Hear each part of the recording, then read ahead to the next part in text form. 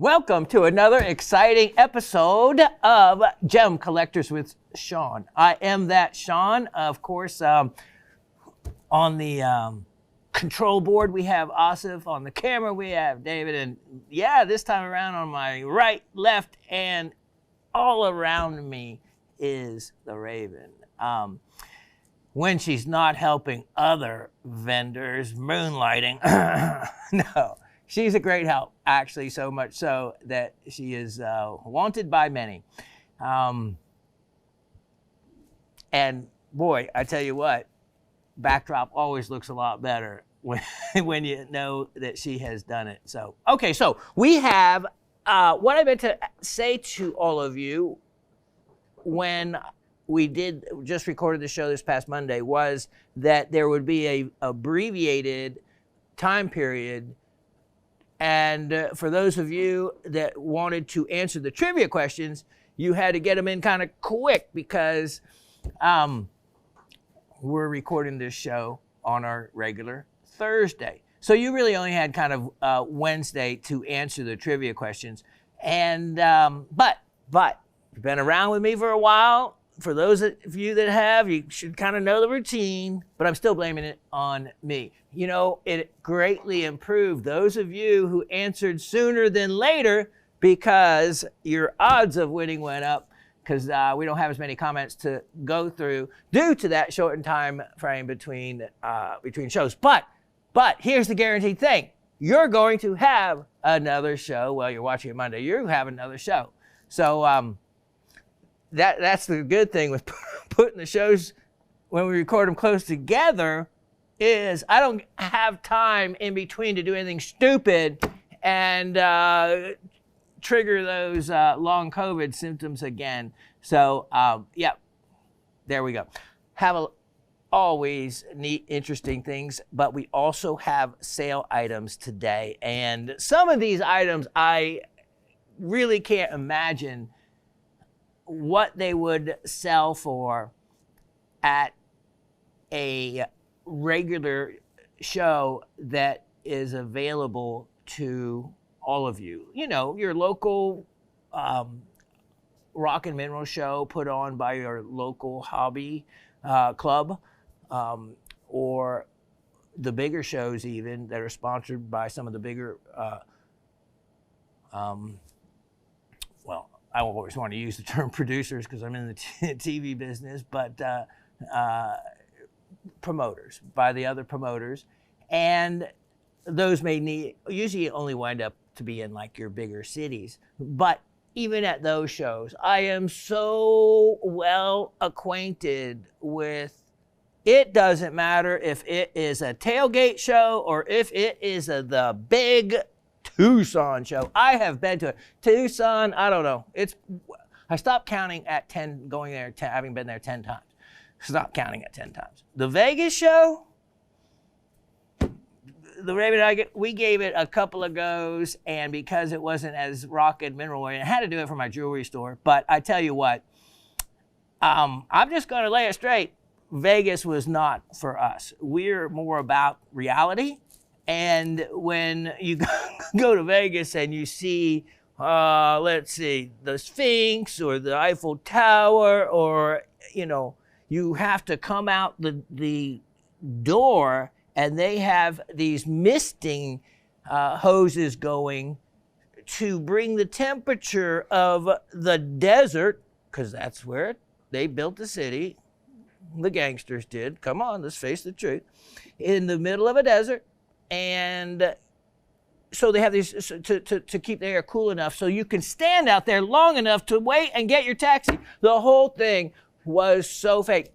Now, the jewelry show, it was fantastic. It was, you know, lots of stuff there for that kind of thing. But for a rock town like me, I just as soon venture out into the desert. And if I found nothing but a bunch of sand and there's never an ugly rocks, I would have been happier than having gone to that show. They wouldn't be having me saying that. But so in the industry, I had to do it a couple of years. But you know what? Tucson would be the much better place. Or the Denver show, great show there. Springfield, Massachusetts has a good show there. All right, so point being, I know what some of these items I'm showing you, like the red zircons. I was just looking. I have an incredible red zircon. I'll re-show it again today, you know, from Pakistan, specimen, that to even find something like at a show would, even at a big show, would be difficult. And maybe only possible in places like Tucson, but in Tucson, it's not like one place is, you would have to go to, I don't know how many different venues to find something specific like what you get to see here. And the prices, well, they have a lot of overhead. Here, it's a whole different thing. A lot of these items have been acquired over decades of collecting. I started at 11 years old, Raven at 10 years old. And so you have I hate to say it, but a combined collecting interest here of like 95 years. 95 years. So that's a lot of years of collecting. And things I don't even know a lot of times how to price them. So anyway, just make note of that, make note on the sales, and take advantage of it before I come to reality one day and realize that I've given away my collection for a few shekels. So let's get to the very few comments, and then we're going to get to more inventory. Now, I see right now that I am looking at the new camera. And since every one of you mentioned that, who commented, that was some good feedback, some great feedback. But the first comment from Harry in Pennsylvania, he says, wow, yup, just like a black diamond. What a pure black, and takes a superior polish. Such nice material to work on. Thank you, Shawn. So, what I couldn't do was print out the picture, but he had sent me a picture of a stunning Spinel, black Spinel, that he had cut from that rough. Remember that rough only a few weeks ago that I was offering for relative to the quality of black Spinel. And remember, it was black Spinel that I personally had gotten. Let's see, I can tell you the year my son was 4, add it to the year he was born. In 1992 in Kanchanaburi, Thailand. A lot of people know the Bopoi mine, which I actually rode past, rented motor scooters after drinking some Mekong whiskey. That's the name that they call their local moonshine.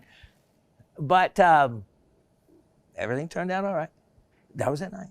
But did go by the big operation. It's a huge operation. Of course, they've been producing sapphires there for a long, long time. And I went over the bridge over the River Kwai. Not quite like the movie, but it is one of my favorite movies. The bridge, concrete bridge now, and not quite so high. But what made it so surreal was that when I was walking across the bridge, it was a foot traffic bridge now.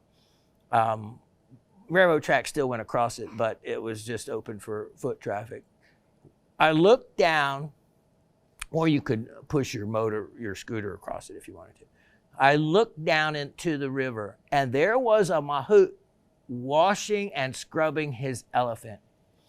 And that brought it all back. That brought the movie back. That took the whole time period back. And it really made me feel then that I was in a place where you feel like there should be gemstones, you know, because when we think about the major gem producing areas, they are usually quite remote, quite foreign, quite unique and different. And Kanchanaburi being, you know, and the place for Thai sapphires, and can produce some really fine sapphires as well as being the place for black Spinel. So you go to some of the shops, and just to tell you that how black Spinel is worked, apparently it is found in large enough pieces that they have like these ongoing scenes, you know, made not from small pieces, but from large slabs of black spinel that are then carved as if they were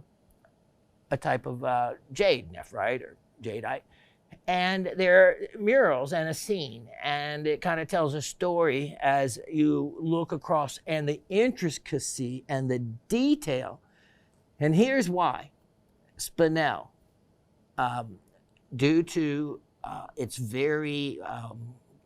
its durability, kind of like corundum, very much like corundum, but it's affordable in the black spinel to be able to do such a mural. And the black is such a consistent black that you can produce an incredibly high polish on it due to the hardness. Remember, spinel's a hardness of 8. So you have that really hardness, and the cutting, the meats on his spinel are just sharp as can be, just like you would expect from a job well done. So Mr. Harry, hats off to you. That was a beautiful, beautiful job. And you know, it's not my material that made it look like that.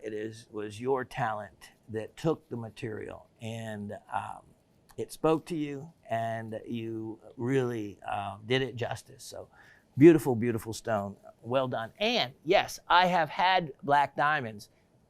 Your incredible faceting was every bit as good, if not even better looking than the way the black diamonds turn out. Because of course, most black diamonds, even though it's never really discussed, are treated. And even the black that they get there isn't a beautiful, nice, solid, consistent black. And often we'll have, in those quality diamonds, we'll have surface inclusions and whatnot. Wow, this was a beautiful stone. So just wanted to tell you, well done to you. All right, Miss Ursula says, Shawn, hello and good evening to you, Miss Raven, and our entire Rock County community. The optical qualities of the new camera is truly amazing. Rest assured, I am not the lucky new owner of the stunning ametrine sphere, since it was already gone and purchased by another viewer. And I'll reveal his identity in a moment.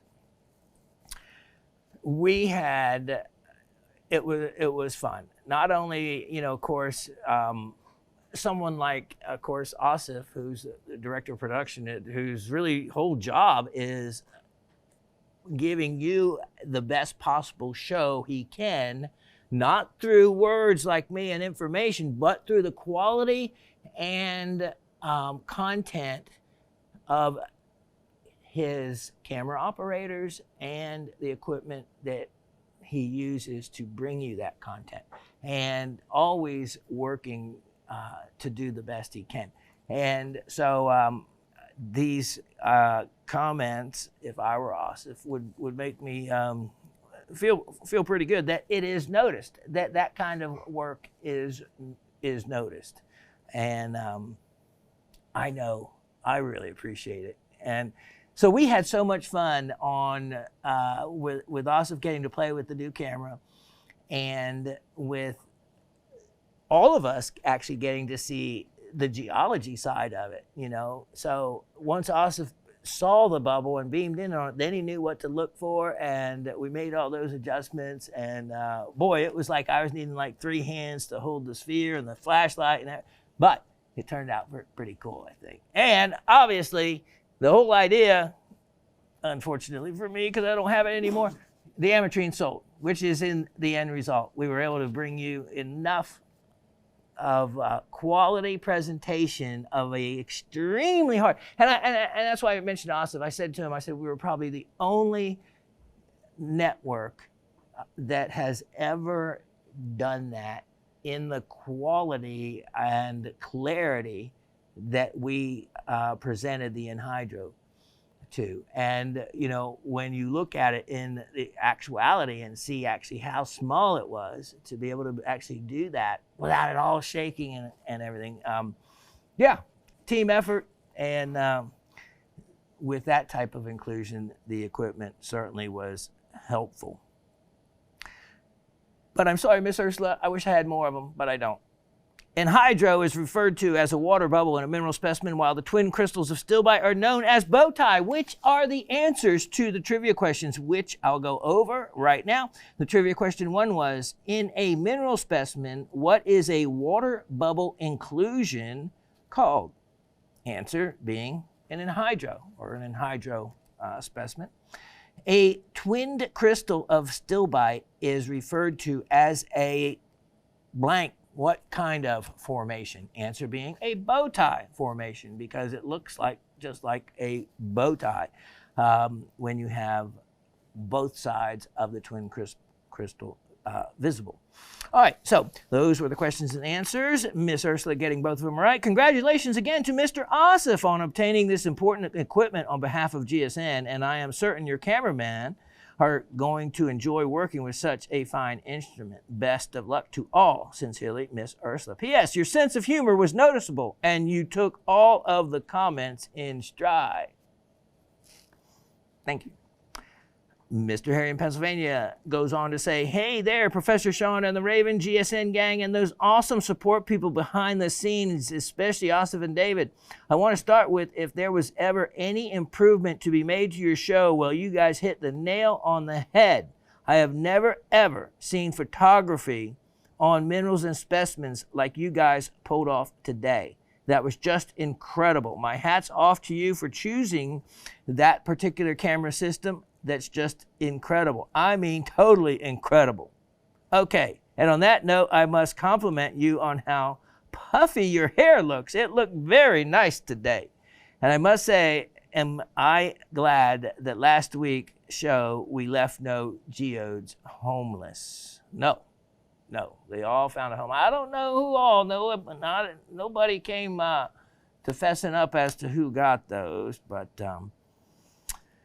couple lucky people, or maybe one. I'd like to want to live in the Carpathian Mountains as well. Okay, we're gonna get a bunch together. Okay, we got Cindy that said she wants to live there. Now we got Harry joining the Carpathian bus, and you know, hey, that sounds like a hippie kind of place to go to, right? I had to pause your show and go look at what a botfly was, and then he goes dot dot dot dot dot. Are you kidding me? I hope you didn't give birth to one. Yuck. Yeah, did you hear just off to the side the Raven saying yuck? She's seen the videos, and I told her how we had to protect ourselves against them when I lived not only in Ecuador, but also in when I did work at 15 work with an orphanage.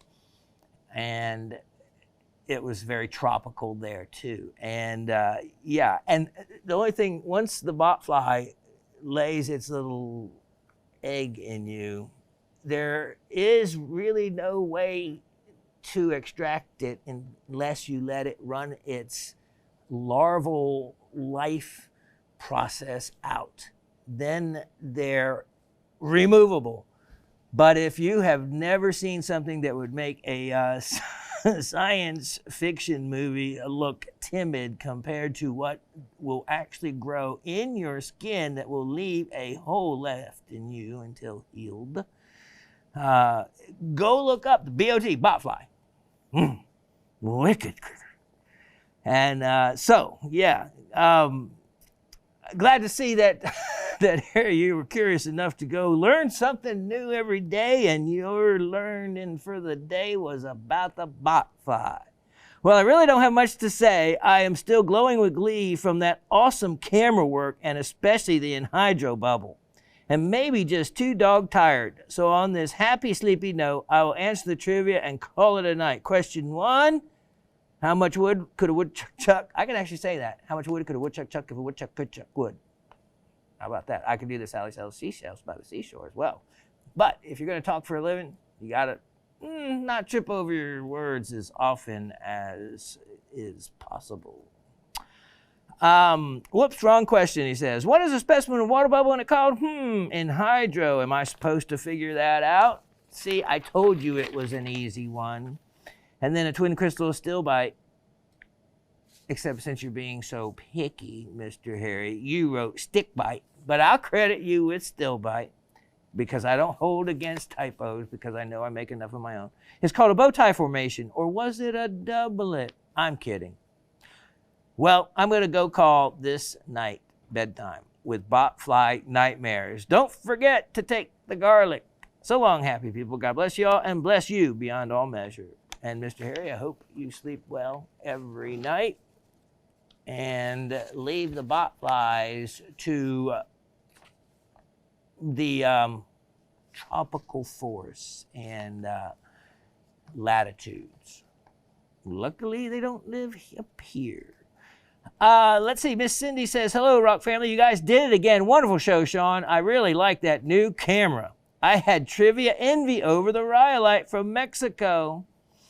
I have to share my new specimens from the rock swap I went to this week. 2 Uvarovite garnet specimens from the Saranovsky mine in Permskaya in the Oblast, Urals region of Russia. Just gorgeous. Well, talk about having some envy. There you go. That would certainly do it. And a Madagascar ammonite, gemmy colors, a quartz sphere with an iris that bisects across the entire center. Very cool. Beautiful rainbow. Trivia in hydro and a bow tie. Getting them both right. Till next week, everyone be good to yourselves and stay out of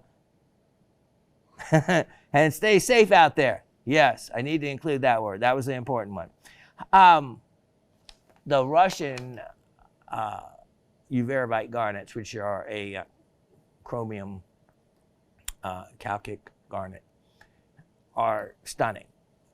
But I have to admit, and I'll tell the story another day if you haven't heard it, you know, garnet being my birthstone, there's only one that I don't have that should belong to me, but this attitude goes with the story, which I'll save for another day. Missy Moo over here literally ran, pushed me out of the way, tripped me, knocked me over my head to get to the dealer. Maybe I exaggerated a little bit there, but just a little. To get to this one little older guy that didn't have maybe 25 to 40 specimens in front of him. And somehow her little fingers went straight to the Uvarovite garnet dodecahedron in matrix from the most desirable and what they call the type locality that a Uvarovite can come from. And that is the Outokumpu. Not sure how to pronounce that because my Finnish isn't very good. But since Finland is in the news lately, what a neat thing to bring up. Yeah, the Outokumpu mine in Finland, which has historically been the type locality, meaning the classic and preferred locality for that particular specimen. And it's about a carat size, which is huge and really nice, really nice. And the gentleman had been doing work for someone in regards to that mine decades and decades ago. And as part of just a little bonus, it was a like souvenir. That's the word I was looking for. To him, gave him this specimen, and of course he was quite elderly and older than me, and so he knew that no one would want his specimens or know what they were, and he recognized that there was some value to it, and she whipped out that money. She didn't bother to try to negotiate price or anything. She gave him the amount he asked and just scooped that specimen right out from under me. And that was it. I've never seen another one since. And so, okay, so imagine this. So fast forward through, I don't know, half a dozen, I don't know how many Tucson shows since then, how many other shows since then. And have I always looked for Uvarovite. Only find the druzy material or some of the bigger, little bit bigger druzy material coming from Siberia, from Russia. Have I ever even seen one single specimen from Finland? No, not a single one. And that is looking for them at the premier localities. That's what I'm saying. Some of these items I am offering you may seem common because you see them over different weeks or 2 or 3, or I sell, maybe I have, scenes that you seem to see. You don't realize that in the reality of the situation that these specimens at shows are just not available. They're just, and if they are, boy, if a dealer has one, they are scooped up quickly and at prices that would just, nothing like you're used to. So good on you there, Miss Cindy, because now I have envy there because 2 Uvarovite garnets from any locality is a score, and that is from that particular mine is probably the second most desirable place you could have someone from. All right, Mr. Anthony says, hello all, entertainment and education. I'm talking Emmy, the ametrine segment when you and Asif and Dave are chasing the bubble in the anhydro. That ametrine sphere was beautiful. And when you are showing the bow tie selenite specimen, the bow tie, we all, because our brain is so full of rocks and minerals, right? Things back. The bow tie still bite specimen, I'm sure you meant to say. And the camera takes us into every vug, just outstanding. So of course I had to have the ametrine sphere. Can't wait to get it. Mr. Anthony made the score on that. Wow, well at least I know who got it and where that beauty went, because what a rarity. I'm just curious if I would have wiped off the arrows. You know what, I should do that. I wonder if they sent out to be mean.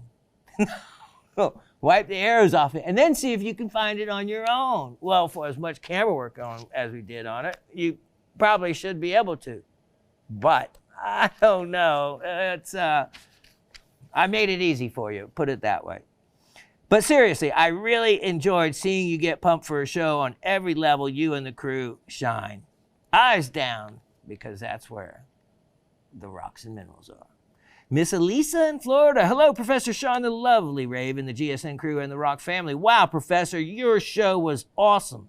From the new camera to the awesome specimens, and of course, Shawn, your passion and enthusiasm showing right through it all. The camera provided a lot of detail. A great job by David and Asif. They have a lot of skill. My answer to this week's question are anhydro and bow tie. Stay safe, everyone, and have a good week. Can't wait to see y'all back next time, Miss Elisa. And so that was it. Yep. So now, with everybody getting the answers correct, but only a few names in the hat, the lucky winner this week is Miss Ursula. Miss Ursula, you have done it this week. Let me show you what you have won. This is cool. This is cool. It is a Brazilian quartz wire wrap pendant, and this is just some basic wire. Don't believe it to be silver, but it is certainly stable and very much like silver. And look at this.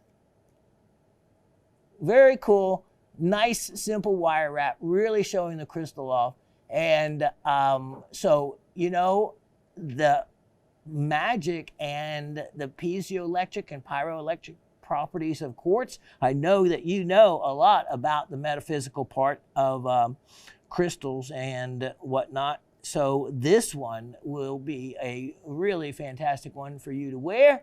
And if you don't wear it, I'm sure you know someone else that you could share it with or give it to. But look at that. Nice, fantastic, natural crystal all the way around. And remember, if you actually hook a voltmeter up to these and squeeze them, that's what piezo means in Italian, is to press or to squeeze. And I literally have hooked up from a better quality voltmeter on each end of a quartz crystal, or tourmaline does it easily as well, apatite also, and squeezed the crystal. And I've actually watched the volts go up on the meter. It is the most amazing thing. And so you're creating an electrical current through pressing on it. And that's one of the magical things about quartz and why it was also, the first thing they used for radio transistors or receptors and whatnot. So,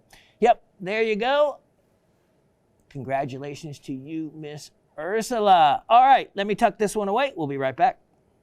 I have a goodie for all of you right here. Wow, we haven't shown anything like this in a while. Colombian emerald, and you know how many, if you've been around me for any length of time, of course I've been here like 14 years, used to show and sell a lot of Colombian items, everything from specimens to incredible Colombian emerald jewelry and a lot of different pieces. So there's some Colombian items left over. This is one of them. And I thought I would share it with all of you because it is affordable and it's round. Round stones, no matter really, unless they're diamonds, and even then they're very desirable cut as a diamond, are hard to find in a lot of stones. Because in so many cases, the crystal system and the way they're found does not lend itself to cutting a round. You end up with a lot of weight loss. And emerald is one of those. It's very difficult to find round emeralds. But this is one. It has 47 points, has the millimeter spread of what a half carat diamond would be. Good thicker girdle, so protects the edge, and a nice classic color. It is a color of what would be a better quality Colombian emerald, because a lot of times people associate some of the lighter colors, but there's definitely a big difference between the vanadium that can affect the colors of emeralds along with the chromium that ends up to be the situation with Brazilian stones. And so it gets to be, if you see enough of them, you can tell the difference by color of, even from the Zambian stones, because they tend to have a color kind of separate all their own. This one, making it very affordable for anybody and everybody for the May birthstone as a May birthstone special. Let's do this for $24. Yeah, $24. I'm sure that one won't last. Now, since I am going to create a segue, being that Colombia is in South America, we last week were just talking about South America when we were talking about geodes, remember? And we just referred to in the comment section about geodes. And I was telling you about the large basalt fields, the volcanic fields, where just like the lava rocks that are in your grill have all those little air bubbles and pockets. We'll picture that on a kind of like 10 kilometer by 10 kilometer. I don't know whether it's kilometers or miles. Anyway, it's like 100 square mile area of nothing but kind of those kind of pockets, except they're a lot bigger. And in those larger pockets that formed in the volcanic magma, over a lot of time, you had the precipitation of silica that worked its way down, pulling the silica out of the soils, the sand soils from above it. And with that silica, over time, those pockets, those air bubbles that were on, still on small to large, massive scales, would precipitate out and slowly grow crystals through many different processes, hydrothermally and whatnot. But time was on its side. So remember last week we were talking about how they would punch a hole, and many of you didn't realize how exactly that these geodes were treated and how they were recovered. And I mentioned even from the zeolite geodes to, of course, the big amethyst geodes. So many times now they do it much more effectively by creating a hole in them that they can put a fiber optic camera and light and go through the entire geode and lay out and map exactly the layout of it, so they know where and how the opening lies, in what direction, if there's calcite crystals that they want to make sure they don't put a saw blade through them. And there can be a lot of other side pockets to the geodes as well, which they need to know if they're there. One of the main things is the size of the geodes. And they've been given a name when they're thinner and taller as cathedral geodes for that reason. You know, the spire of a cathedral, because they can be stand quite tall. Well, Dave, of our cameraman fame, sent me a picture of the largest amethyst geodes I have ever seen. And not only, these are still from the well-known basalt fields, but this is where the border crosses over into Uruguay as well. Uruguay has its own very famous amethysts. I didn't know that they were as well known for cathedral specimens, but this one takes the cake. Uruguayan amethyst. Let me show you what he sent me. This is the largest, look at this. Look at this pair of amethyst geodes. See what I mean by the side pockets? Look at the height of that man. Wow. And you can see the white calcite crystals as well that they have to figure out the layout of where they are. See, and the side other areas, you know, you could put a saw blade through it incorrectly. And you see how symmetrical and how well they did that. So one half looks like the other, as close as you can possibly get. These are incredible. And you know what? Picture them as like the entrances that you could use them to a palace, or to a, I don't even want to say someone's home, because I can't imagine. I'm sure people could have something like that at their home, but how could you ever move it? What would it take, you know, and the expense? But this is one of the most incredible pictures, and of course, the Uruguayan amethyst, known as truly some of the world's finest. But thought you might enjoy that. Thanks to Dave, and boy, I tell you what, if he wouldn't have sent them to me, I wouldn't have seen them. So maybe you can find them. He got them just from a weatherman channel, that YouTube channel that he subscribes to, and the weatherman actually included those pictures, as which was kind of odd. So that was enjoyable, Dave. Thank you, sir. All right, take advantage of that beauty right there. Let me show you. This is a remarkable piece of Mother Nature. This is item 106-2222. 106-2222. Look at this. Look at this specimen. Now I'm going to let it spin there for just a moment as you get to take it all in, because there is a lot going on with this piece. And this is one I have tucked away for a while. And when I again got it out and was looking at it close, I could not believe some of the incredible detail in the specimen that I saw. Okay, so first let me show you the bottom. All right, we start off with Shorel Tourmaline, black Shorel Tourmaline. Now, as we look at this, you can see you have Heliodor. Heliodor, which is the correct name for golden beryl that has a greenish tint. It was the original name given to golden beryl. And this is a piece that exhibits the colors that would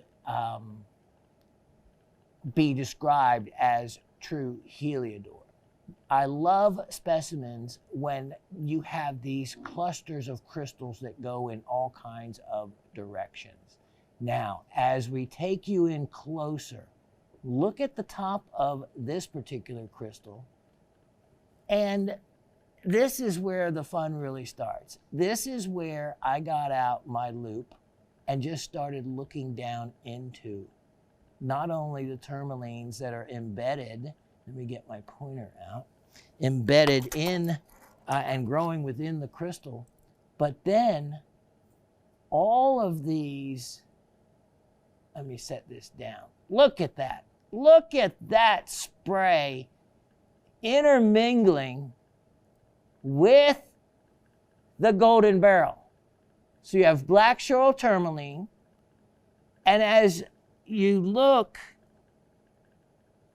you start seeing not only how they penetrate and intersect the golden beryl, but then are like little suspension bridges in between. And it is formations like those,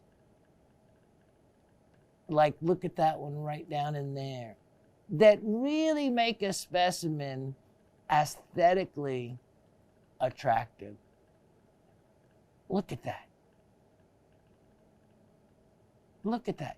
This is one of those specimens that I got to looking at and I could not take my eyes away. Of course, I had to, study it from every aspect of gemology, meaning I checked it to see if anything was radioactive. I checked it to see if anything was fluorescent. And there really wasn't. Let me show you. But what was really most impressive was down in the little pockets where there wasn't, hands couldn't damage or break or chip any of the crystals off. And so look at these. You get these incredible, completely well-formed, thin Shorel crystals, so thin that actually some are transparently black. I know that sounds kind of weird, but it's black, but they're not opaque. Now, you can see in a crystal like this, look at that, you actually have some aqua coloring coming through, which adds to the allure of the piece, because there are several crystals that you can see a little bit more of a blue color tint to. Look at that angle. Even that angle is attractive. This is extremely unusual for this particular. I have on the tag the valley, the Shigar Valley, and for Heliodor to come from there is quite unusual and something you don't find often at all. It wouldn't surprise me if there is a couple other minerals that you might find, maybe some calcite down in there. The orange, brownish areas are actually another type of mineral, but a lot of there's tourmalines that intersect it and grow within it, and so I didn't try to clean any of that out, but you might prod around in it and see exactly what, if it's a feldspar or if it's crumbly or whatnot. Look at that. Look at that. I mean, even looking at it from this way, as I turn it, is very attractive for a tourmaline formation, and really beautiful. Then looking straight down, let me show you. Let's pick this one for example. This is one of the big ones, and if you look straight down on this one, you can see really some beautiful irises. This is the one, look at that Shorel Tourmaline. This is the one you can see, it's also a little bit turning into a little aqua color. But then you get these real yellow facet grade crystals there of Heliodor. so often called golden beryl now, to everything. You can see the blue coming across there. And all these small bisecting beryl crystals, really, really attractive. That's the size of it in my hand, and really a great quality piece.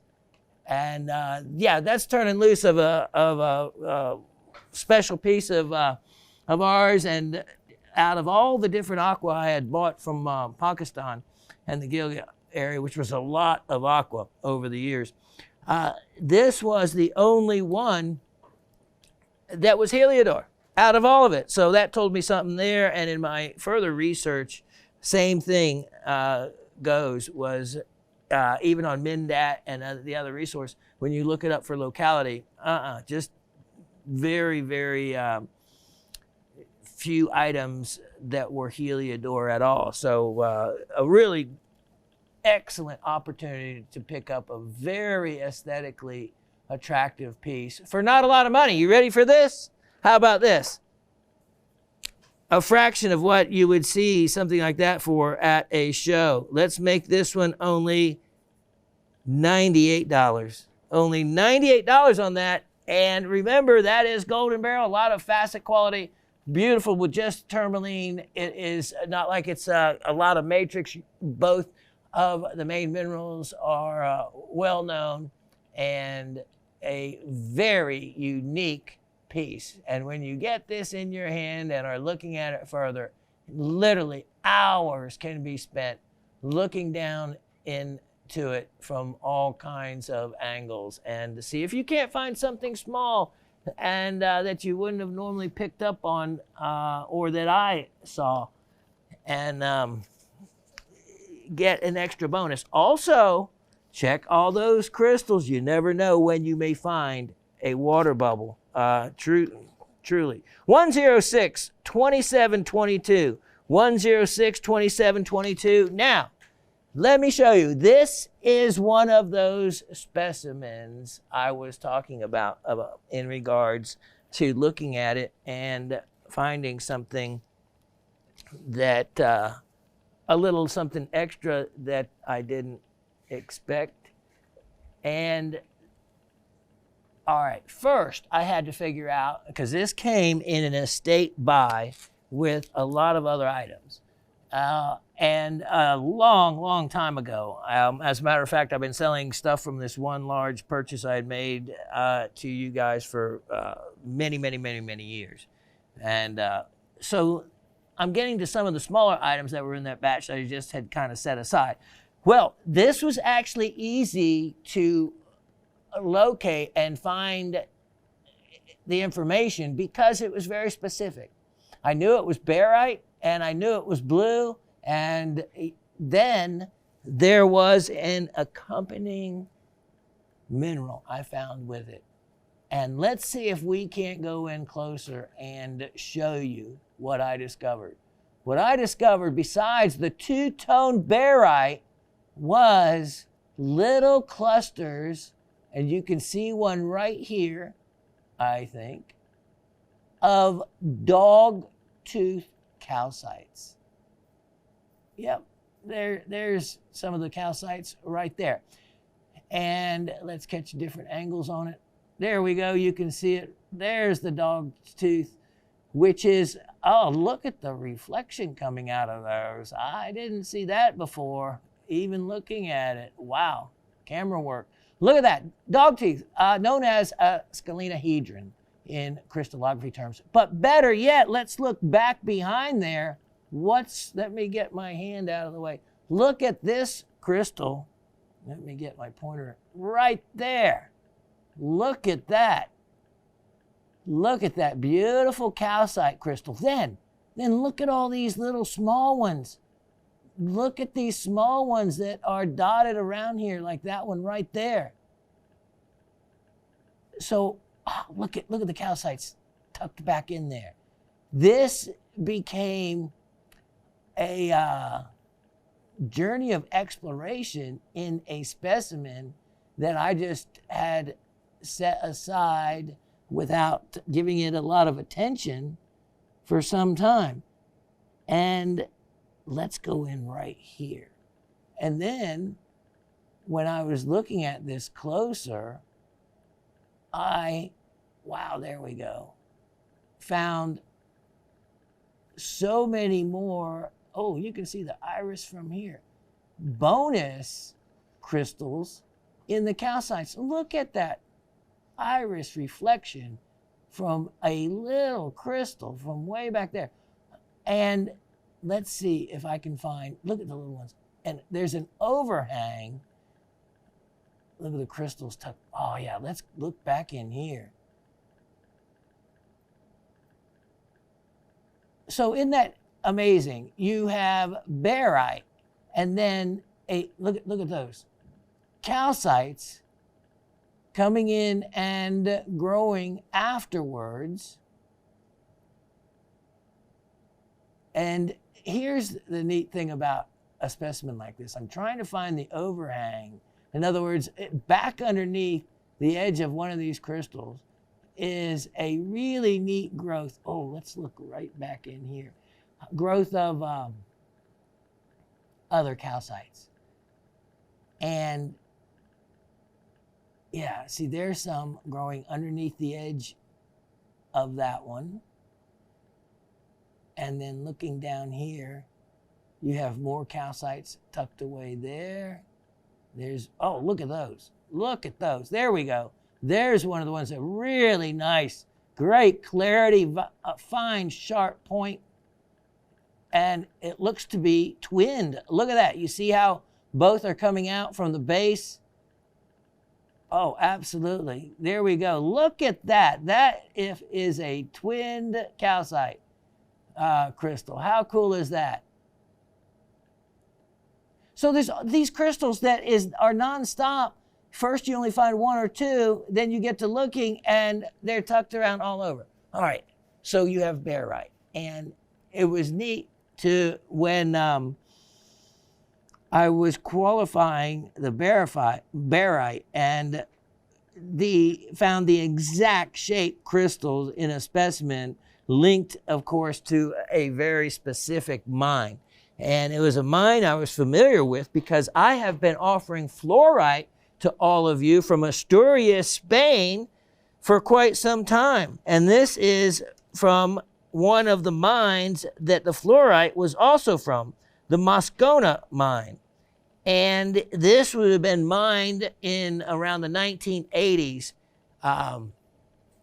The information that I wound up getting. So I had gotten a couple of, another batch of Asturias Spanish fluorites before.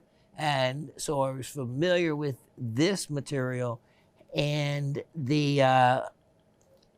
all those others I had gotten, none of them had the two-tone blue and white barite. And it's kind of specific to the particular mines there. So it was really neat. The crystals I found in the other specimens were exactly the shape that barite crystals are found in. So very easy to identify not only what they were, because remember, like I said, this one came to me from a different estate than the fluorites did.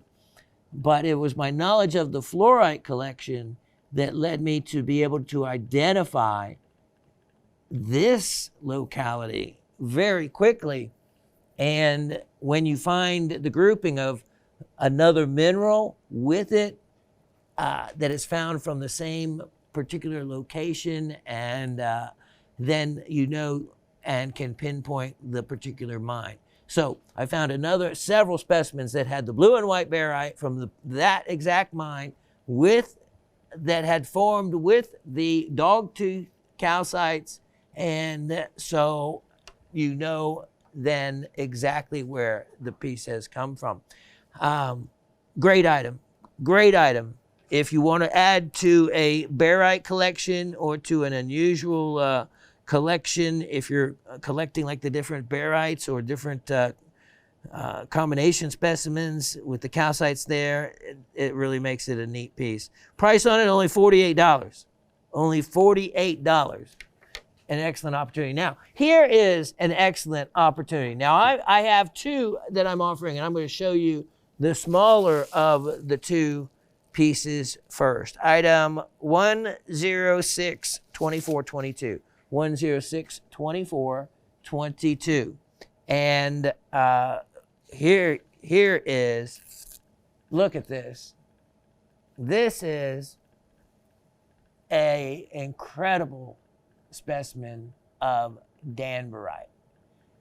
Now, Danburite was named after where it was originally found, Danbury, Connecticut. And I was just checking additional information yesterday, and it is truly buried underneath the city of Danbury, Connecticut, the original deposit. So that would have been neat, but a lot of things are paved over in time as history moves on. This particular piece from very well-known deposit in Mexico. Now look at, when you see, Danbrite is one of those crystals that when you see it, you know what it is. And this is a perfect example of what to look for. You have, look at how sharp of an angle it comes to, and it's identical. In other words, the termination you have on the end looks the same one side as the other, and then from the end you have that same look there. Now, what's different on this is you have a whole lot of little calcites hanging out, and let's go in and look at those. You have calcites, and one of the best ways to find them, to separate them from datolite. Yes, in your information that you'll get, it has on there with datolite. This is from my own personal collection, and datolite crystals can look similar to these calcites. So the best way I can tell you to tell the difference is to use a black light. You have to get, everyone has to have, they're very inexpensive, a long way black light. I mean, you can get them, you know, you can get them all over the place. Now, that is the best, is going to be a huge help in identifying so many easy minerals. All right, so now as you're looking at this and as you get an idea of exactly what's going on, you have Danbrite crystals that are the grayish yellow kind of color that you're seeing, all these. Then you have, as you come up the specimen, they become more transparent and cleaner in this specimen. You have also where this might and probably was part of another specimen, because you can see the calcite starting just right here. Now, let's go in and let me show you a particular Danburite, like on this one, right here.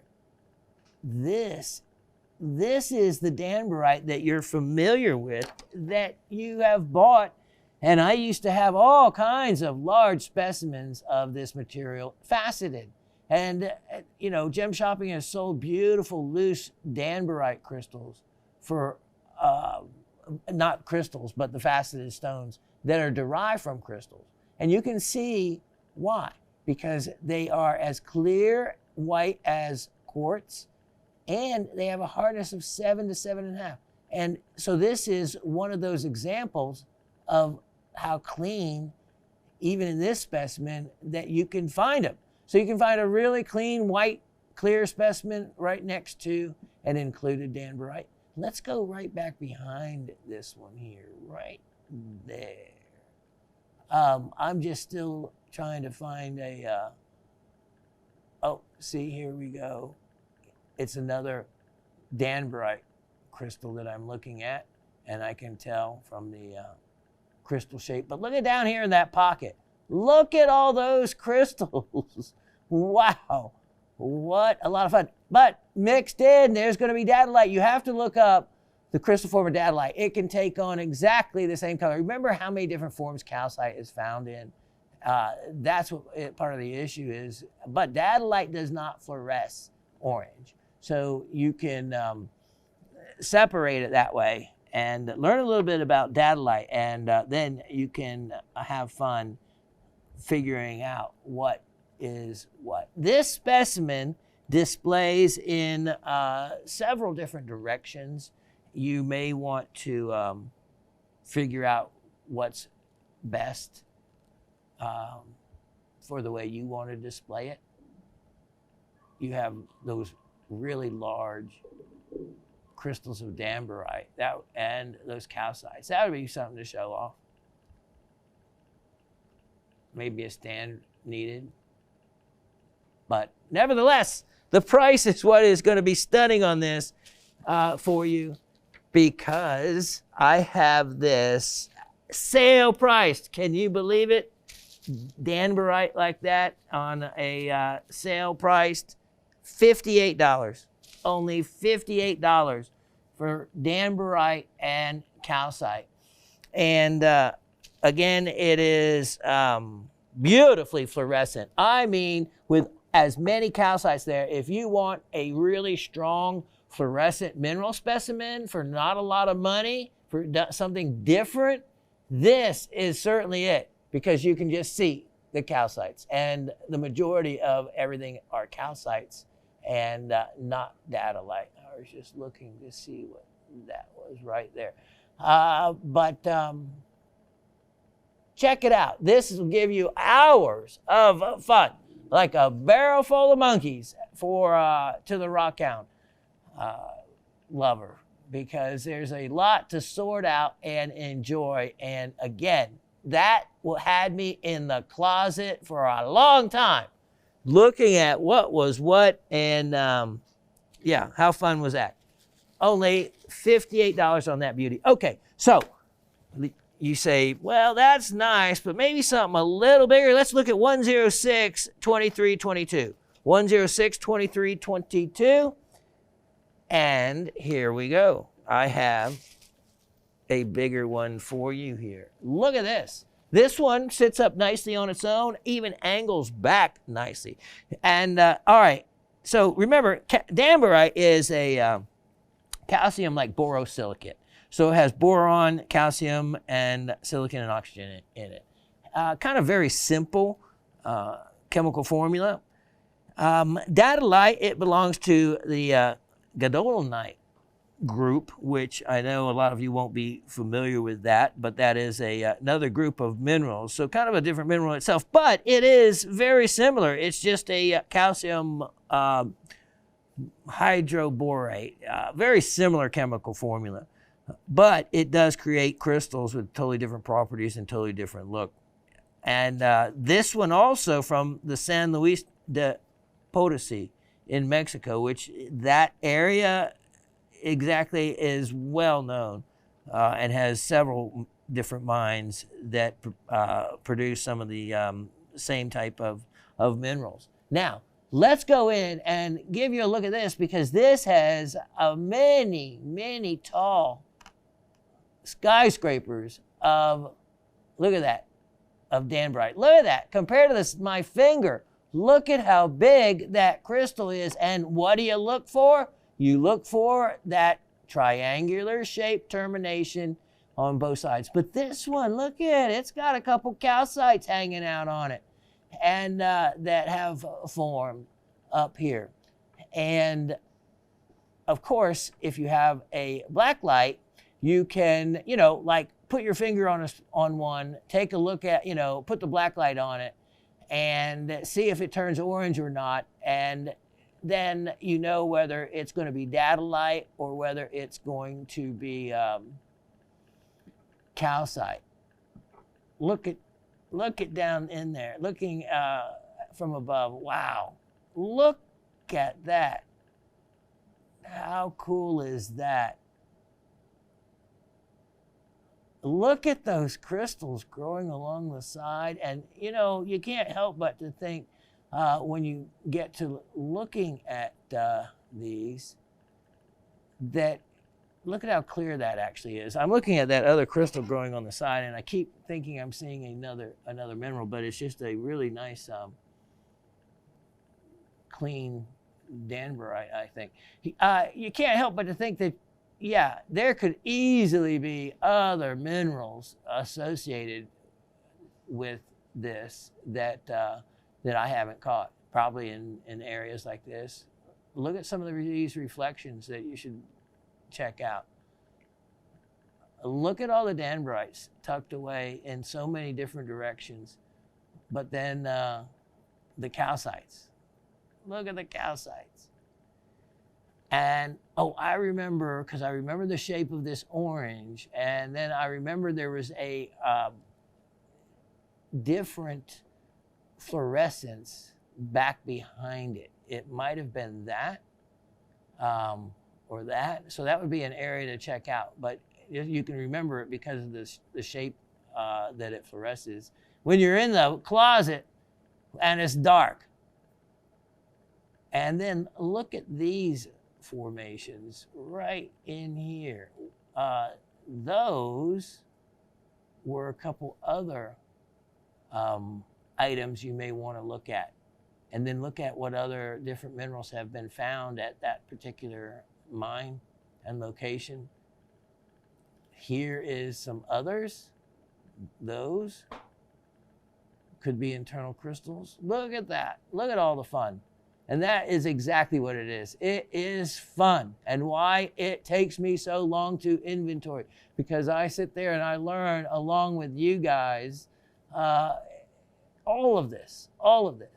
And you can see it's what would be referred to as a small, not really small, medium cabinet specimen. That other one would be referred to as a small cabinet specimen. This would be like a medium size. And this one is actually quite attractive to crystal lovers like myself, because you have some very defining shapes to the crystals. They're complete, the full, for the most part, the terminations are in great shape. And to someone with knowledge of what is supposed to look like what, I would pick that up. I say, wow, that's great Danburite. I wouldn't need a label. And then I would know that these are calcites, at least to some extent.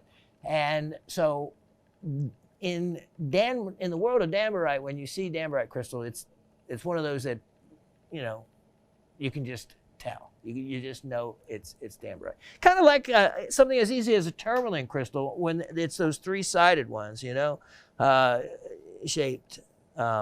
So the dadolite, the surface will be kind of a glassy surface and kind of uneven. The calcites tend to have striations along the side. That may be another way to look at them and tell. And of course, the Danburite will have striations on them as well. Price on this is only $77. Only $77. Dadolite, actually, from the Greek word to divide. And you wonder why. Okay, how do they get that to divide? Well, dadolite also is found in massive varieties, and it's very granular in its massive varieties. Granular is like when your sugar sticks together in the sugar bag and you go to break up that clump of sugar. That's a granular type of clump of sugar, in other words. Granular, of course, referencing grains of sugar. So that's what it can look like.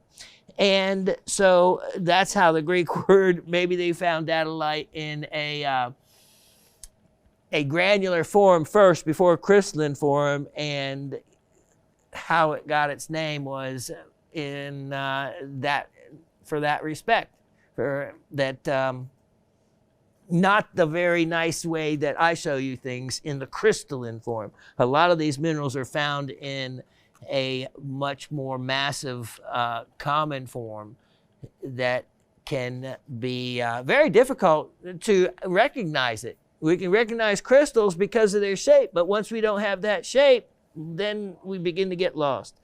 All right, I'm going to tuck that one away, and we'll be right back. Now, I don't know what to tell you except opal. my favorite stone. It's my son's birthstone, my mom's birthstone. I wish it was mine, except I love garnet because there's 6 families of garnet and because there's very few treatments for garnet. For opal, well, they make a synthetic opal. I can spot it a mile away. Very easy to be able to tell when you've seen enough opal as much as I have. I've been down in the mines in Lightning Ridge. I have cut opal. I took special opal cutting lessons after my agate and regular opal cutting lessons. Look at this. So, you know, there's no 2 opals that can ever look alike. Even if you cut them from a split, from the same rough on opposing sides, you know, they're still going to look different. Look at this material. Here's a parcel. Australian opal cutting rough. Everything from Coober Pedy to Lightning Ridge material. Actually, mostly Lightning Ridge, but there is some other Coober Pedy, like this piece looks like a Coober Pedy piece. Wow, look at these colors. Okay, this opal can be used for inlay. It can be used to cut smaller stones. It can be used, look at the colors in that. Wow. This is a parcel that I actually saved some for myself for my Zen garden because, and to do my crushed opal painting. That crushed opal, well, crushed gemstones. Opal would be one of them. And yes, when you crush this up, even in small pieces, it will still have color. And you know what? There's color in the middle of all these opals. You just don't see it, right? So when you bust it up, you get all that color as well. Look at this. I mean, there's pieces that would cut some really, I just love to, you can see, to just, I'm sorry, I'm just gonna say it. I just love to get my fingers in the opal and to turn it around and play with it in so many different ways. And this goes back to childhood. I did in 8th grade to get out of my parochial school. It ended in 8th grade. And so, you know, graduation kind of thing. But you had to do a term paper. I did a term paper and I still have it. I haven't seen it in a number of years, but I have it somewhere. And at 13, the title of it, it was on opal. I kid you not. Now, I'm left-handed, as you can see, using my left hand now. My writing, which they don't even teach cursive anymore, which is crazy. I can't believe, when I found that out, I couldn't believe in school they don't teach cursive anymore. But anyway, can you imagine in a parochial school? Yeah, you had to learn cursive. So, but my cursive was so terrible. I was the only, but because I had done, you know, one of the smarter kids in class. So, you know, if kids would only learn, you can get away with so much more if you apply yourself and teachers see that you apply yourself. You don't have to necessarily be smart, just try. Anyway, with being so, they let me print my term paper. I was the only one allowed to print it. So even at that, they could not read my printing. So I had to sit and read my term paper during my lunch period. I'll never forget, to the teacher. And I read my term paper. And when I came back, I was the only one in the class, because she made a point to say, that got an A+. An A+.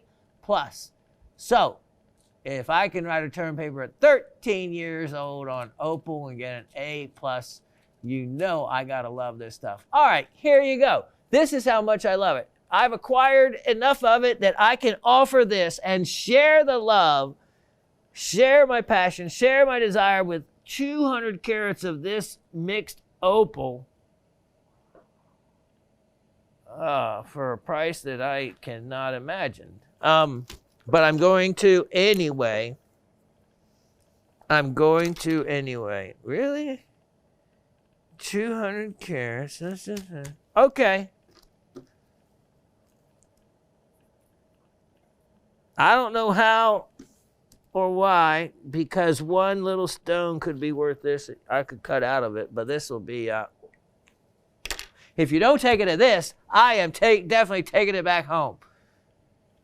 $39. I know. $39. That's what I'm telling you. Go try to find that kind of opal.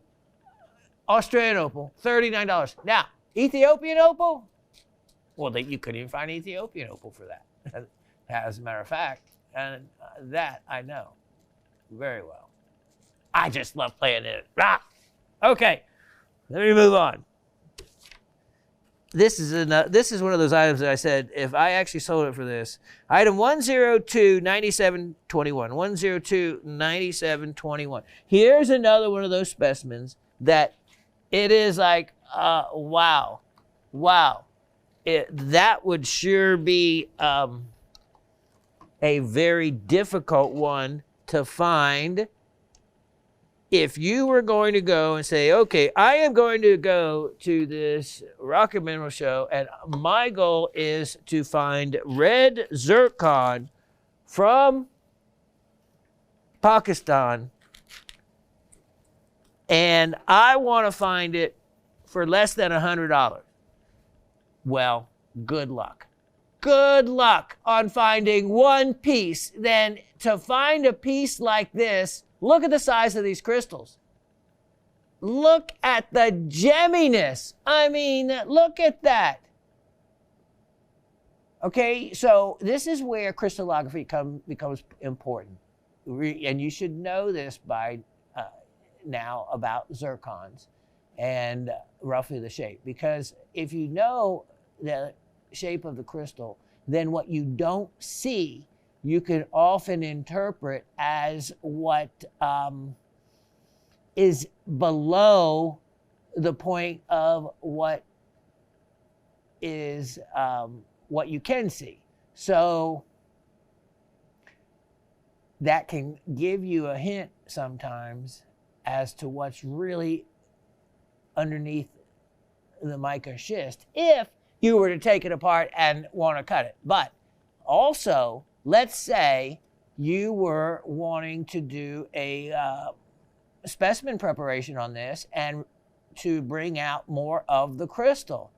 Well, if you didn't know the actual shape, it would, even if you did, it would behoove you to look up and study what the shape of a zircon crystal is, so you know then which direction of how, and basically like those geodes, kind of looking into it and getting an advance notice on and information on where to start removing the material and how it might lie underneath this. And to me, this looks like this whole could be one crystal. And, you know, that color is mesmerizing. And, you know, Mahenge, Tanzania is, of course, a Spinel capital for amazing Spinels. But look at that. There we go. Look at that color. And you can see, even though some of the surface colors were mixed, that was a nice, even blend of colors there. And by lighting it like this and doing what we're doing, you can actually see more material that you may not have seen if under regular. Look at that. And you get the real idea of the tone of color. I mean, looking at that, if I wanted to break the specimen down, I mean, I'd be tempted to cut a stone, even if it was included, to have a faceted, look at that, to have a faceted red zircon. Wow, you can see how deep it goes too. That's the other great way, what I'm doing right now, so you can kind of figure out just how deep it goes. All right, we'll bring the lights up and show you how little you can see. Look at that. You had no idea depth, but once we applied a light and did what we did in a darkened environment, you could actually see that that stone and color went rather deep into there. And that was only two that we just had fun with. Look at all the others on this. Okay, here's the deal. Again, look at that. If I tried to find that specimen for less than $100, good luck. Well, if you don't have one, this would be a fantastic one to have, because my price on it only $44. Only $44. And that is a lot of rare Pakistani zircon. Look at that. So when you look at how much of this is zircon, I mean, in the specimen, that's a lot. The rest is biotite mica, which is a dark black mica, not often seen, but certainly in this case. And here's the other fun part. Yellow fluorescence. I am talking about a yellow that is unmistakable. It is just, wow, really jumps out. So any other little crystals, that's how you find them. The fluorescence really will make them stand out. Like if there's some down here and whatnot. All right, $44 deal. Now, let me go with item number 102, 5821. 102, 5821. These specimens I'm showing you at the moment, that one and this one, these are two of the ones two of like the four.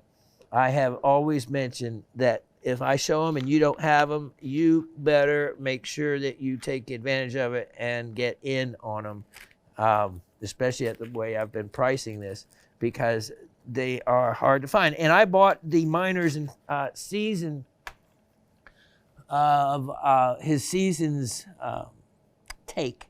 I don't know what he had by maybe the really, really high-end material. I think he also was offering those in a different avenue, but that was fine because I needed my money to go further than tying it all up into one specimen or two specimens. Better to get quantity, and I think it's easier to manage oftentimes. So between the red zircons, look at this. Where are you going to go find some fiends? Or as the Raven likes to say, the fiends. Here's a chance right here. Look at this. Now, those, the little bright, shiny, reflective mineral is Clintochlor, or often as if you're going to refer to the group of the mineral, it's chlorite, the chlorite mineral. But chlorite takes a lot of different forms, as you know. And in this case, more accurately, it's Clintochlor. This is from Skardu in the Harmosh Mountains of Pakistan. Pakistan has some of the most prolific pegmatites. The problem is the mining season is 2 to 2.5 months at the most. All of them sit at an elevation of around 10,000 feet or higher. That's right at and above the tree line. So imagine that kind of mining and why you would have such a short mining. And it's not like you can drive a car to it. No, it is a truly what they call an artisanal prospecting. That means that individuals go up on the side of these mountains and they will climb every crevice and look for these pegmatites. And if they find one, they start digging. And, you know, there's no OSHA, there's no rules, there's no regulations. Lives are lost in the pursuit of gems, minerals. They always have been. But if there was not a sense of that, how would there would not be the value? Unfortunately, you know, with danger comes value. And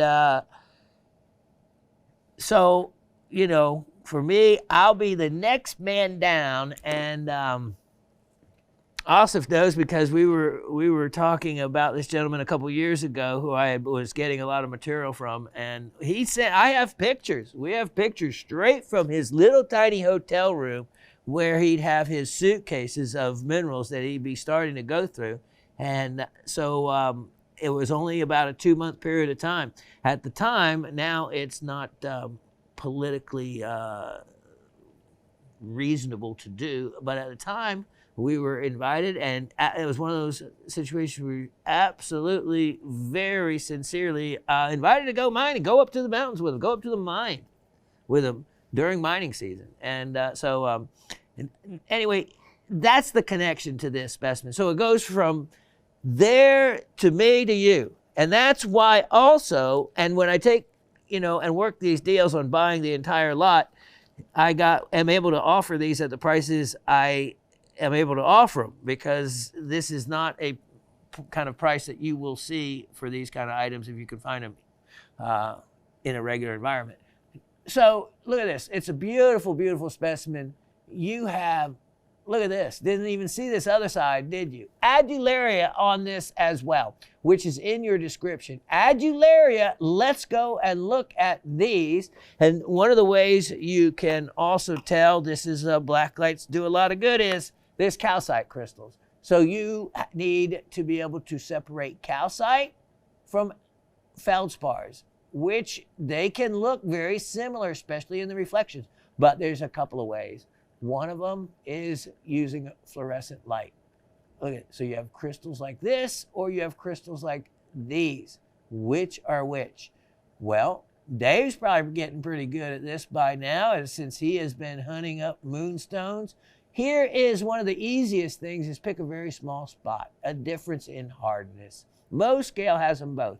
Hardness of 6 for feldspar, 3 for calcite. Boy, it doesn't, it takes very little to tell the huge difference in 3 numbers on the Mohs scale, since it's not relative anyway. Meaning that diamond is actually 4 times harder than ruby and sapphire, the next number down, hardness of 9. Let's go in a little closer for one moment, and let me just show you the beautiful shape to some of the crystals on this particular specimen. Look at the formation. Wonderful formation. Calcite is going to often fluoresce. Feldspar can too, but it's a different fluorescence. Hardness is the easiest way to tell, or you get adularia, meaning the word where the word adularescence comes from, meaning the play of color that is in moonstone. So you'll get those reflections like you're seeing right there, like a moonstone has. And that's another way to tell. Hardness is a great way because, again, there's so much difference in the hardness of the two. But this is really laid out wonderful. You can look back. Look, I see a little green way back in that pocket, I think. Or maybe I'm making it up and I use that for an excuse to go back in there and look. There certainly might even be bats. Here, I'm going to give a little hint. This was a little help I did. I think this is one of my scratch points that I did intentionally, which can be just put a little oil in and take it out. You can see that would be calcite. Okay, you can also see the shape of the crystal because right next to it is moonstone. So there you have another little help on that to tell the difference between the two. Sphenes scattered throughout. I love the crystal specimen. I love looking at it. I can just spend so much time. Price on this is what is also, again, kind of $38. $38, kid you not. But that's a sale price. That's one of the items on sale today. $38. Let's look at item 1058722. 1058722. And I was featuring some of these for March, and I'm carrying forward a sale price on them into May because it is, I'm going to segue and into the fact that it's a beryl. Yeah, okay. May. Oh, okay. Let me try that. Give you that number. 1056722. That might make a difference. 1056722. Okay, so, yeah, the beryl family. Aquamarine is a beryl. Golden beryl, that Heliodor we showed you earlier is a beryl, and this aquamarine belongs to the beryl family also. Look at these wonderful irises up there. Look at those irises in that. You know, to me, sometimes they're just as pretty as an opal. Look at that, even from a distance. Really reflect very attractively.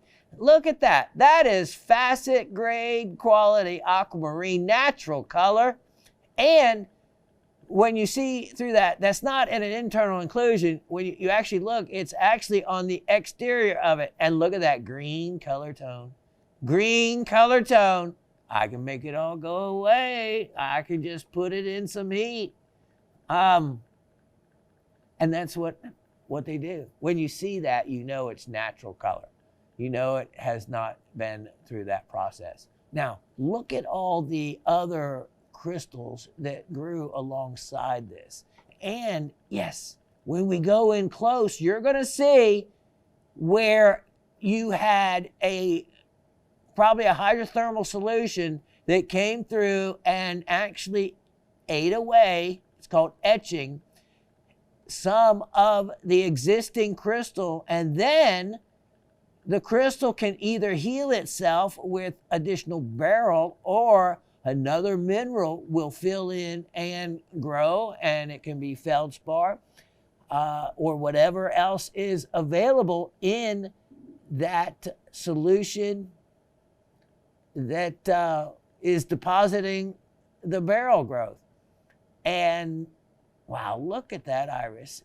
Look at that. I mean, that's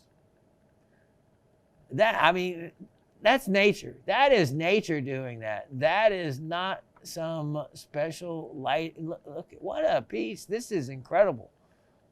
You have a little bit of Shorel Tourmaline down here on the end. This is a Rongo material, Namibian material. Look at how long that is. That is a beauty. And I am going to sale price that. I am going to sell. Look at how blue that is. But then you have a greenish tint to it as well. Great piece. And this would be one that if you actually wanted to, you know, you can saw across the top for you cutters out there and not feel too terribly bad if you wanted to cut a stone from it. Let's say you wanted to cut a stone from a crystal of aqua, because to get that kind of rough, otherwise it would be expensive. And I don't know, it's just a thought. It'd be tough for me to decide which way to go. But if you were going to cut a crystal, and this could be one that you could do without feeling too bad. There wouldn't be that much waste, and you would really get some natural colors out of it. I don't know, it'd be interesting to see what you get. Okay, I'm marking this down. Let's go to only $68 on this. Only $68, sale price. Next item. Okay, I have a goodie here for you, and it is, you haven't seen it before, but it is sale priced. 1062522. 1062522. Look at this. You see that bright quartz coming in there, and but then the beautiful peach color of that stilbite. But then what are these others? Wonderful apopholites. Here is, of course, you have to have a zeolite in the show. This is what's so neat, is this quartz background. This quartz background is I don't know, it's almost like snow. It reminds me of snow. And then look at these wonderful, very well-defined and formed apophyllite crystals. And then look at these creamy colored stilbites. On a matrix of basalt, you have, I don't know, I'm just going to say quartz, but remember what often we find in pockets on the back of these basalts are green material or some of the white material, which can be Garnardite or celadonite, which I don't see too much of. So I'm going to go with those veins are probably quartz as well. Really nicely shaped apopholites here. And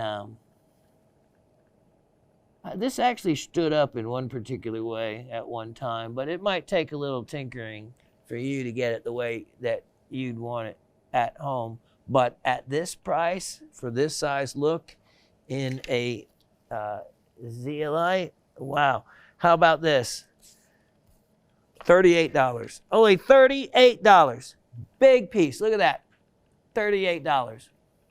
You can see that apopholite, the size of that down there, and the others. Now, let me show you, sticking with the theme, 106, 26, 22. 106, 26, 22. And look at this. This one, I was playing with it the other, here we go. I think it lays pretty nicely like that. And beautiful white quartz again with the very large looking apopholite crystals coming across. A number of them. Look at that. And then hiding back behind it all, look at the peach stilbites. Peach stilbites. Look at the size of the apopholite. Look at that. There you go. Look at that perfect form. That diamond triangle right there with the with those corners. This is like a classic crystal, and this to a specimen collector is extremely desirable to have a crystal this well formed. There's no dings. It is you can see just how well defined it is, and these others as well. These others as well. No other. Let's see what's on the back here. Here's some other crystals here. But again, here's another just really nicely formed apopholites. And if you remember the mirror apopholites, these have a little bit different of a shape to them. And many crystals will have what they call habits, different habits that they form in, and give you a totally different look, which makes it difficult often to identify certain things. So crystallography was something I wanted to like specialize in, and I think I'm probably glad I didn't if when I wanted to go with that geology degree, because it's very, very, very hard science actually when you break it down to the way the atoms and the molecules form in crystals. Price on this, $32. That's crazy to be only $32 to have that much look. $32. All right, and before I stop to clean off my pad for a minute, let's just add one more zeolite. 104, 1121. 104, 1121. This is a beauty. This one stands on its own because I have sawed the bottom off, and that always helps. Look at that. You can see, wow, and that color is exactly the way my eyes are seeing this in person. And this is the apopholite, like a light greenish yellow. I don't know, just really, really light. But that is exactly what I'm seeing here. Look at how well-formed these stilbites are. Look at this. Look at the formation. Now, whereas on that other one, the apopholites were absolutely gorgeously perfect. In this one, it's the stilbites. The stilbites stand out. But not to be totally undone or outdone. Look at let me get the light across. Okay, remember I told you how many different looks and shapes to a crystal? Okay, here's an apophyllite crystal.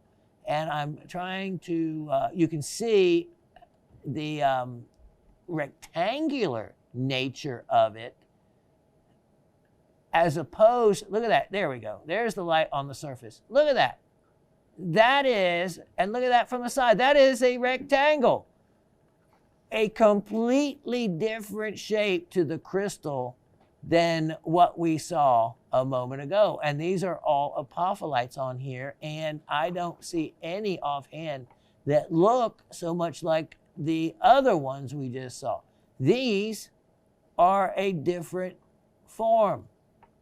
At least I hope they're apophyllites, because if not, I'm offering something for next to nothing, and maybe it's one or the other, something much more rare.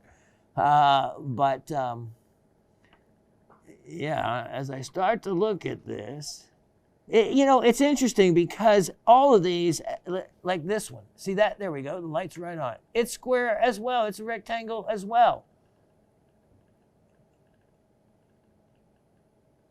What an amazing specimen.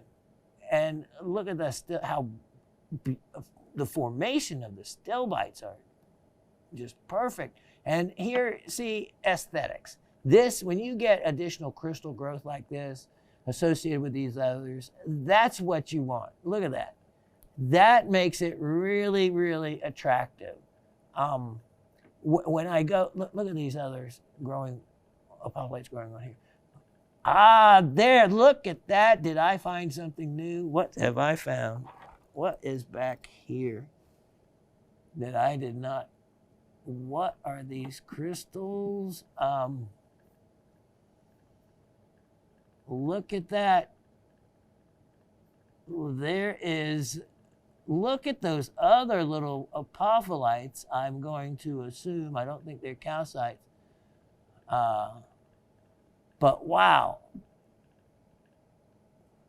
All right, so that is another zeolite. And one that I do not think I notated. Let me see here. I don't miss much. I just went to my little cheat sheet on, things don't always fit on the tag. But I try not to even look. I look at it again like it's brand new, so when I don't know. But of course, did I miss anything? Nah. Seldom. Scolicites, I do have them listed. I did spot it. Look at the scolicites on the back. Look at those scolicites. But I didn't see them until just then, so it was like looking at it all new again. That's how I learn myself, and relearn until I remember. Now, here we go. This is one you should know.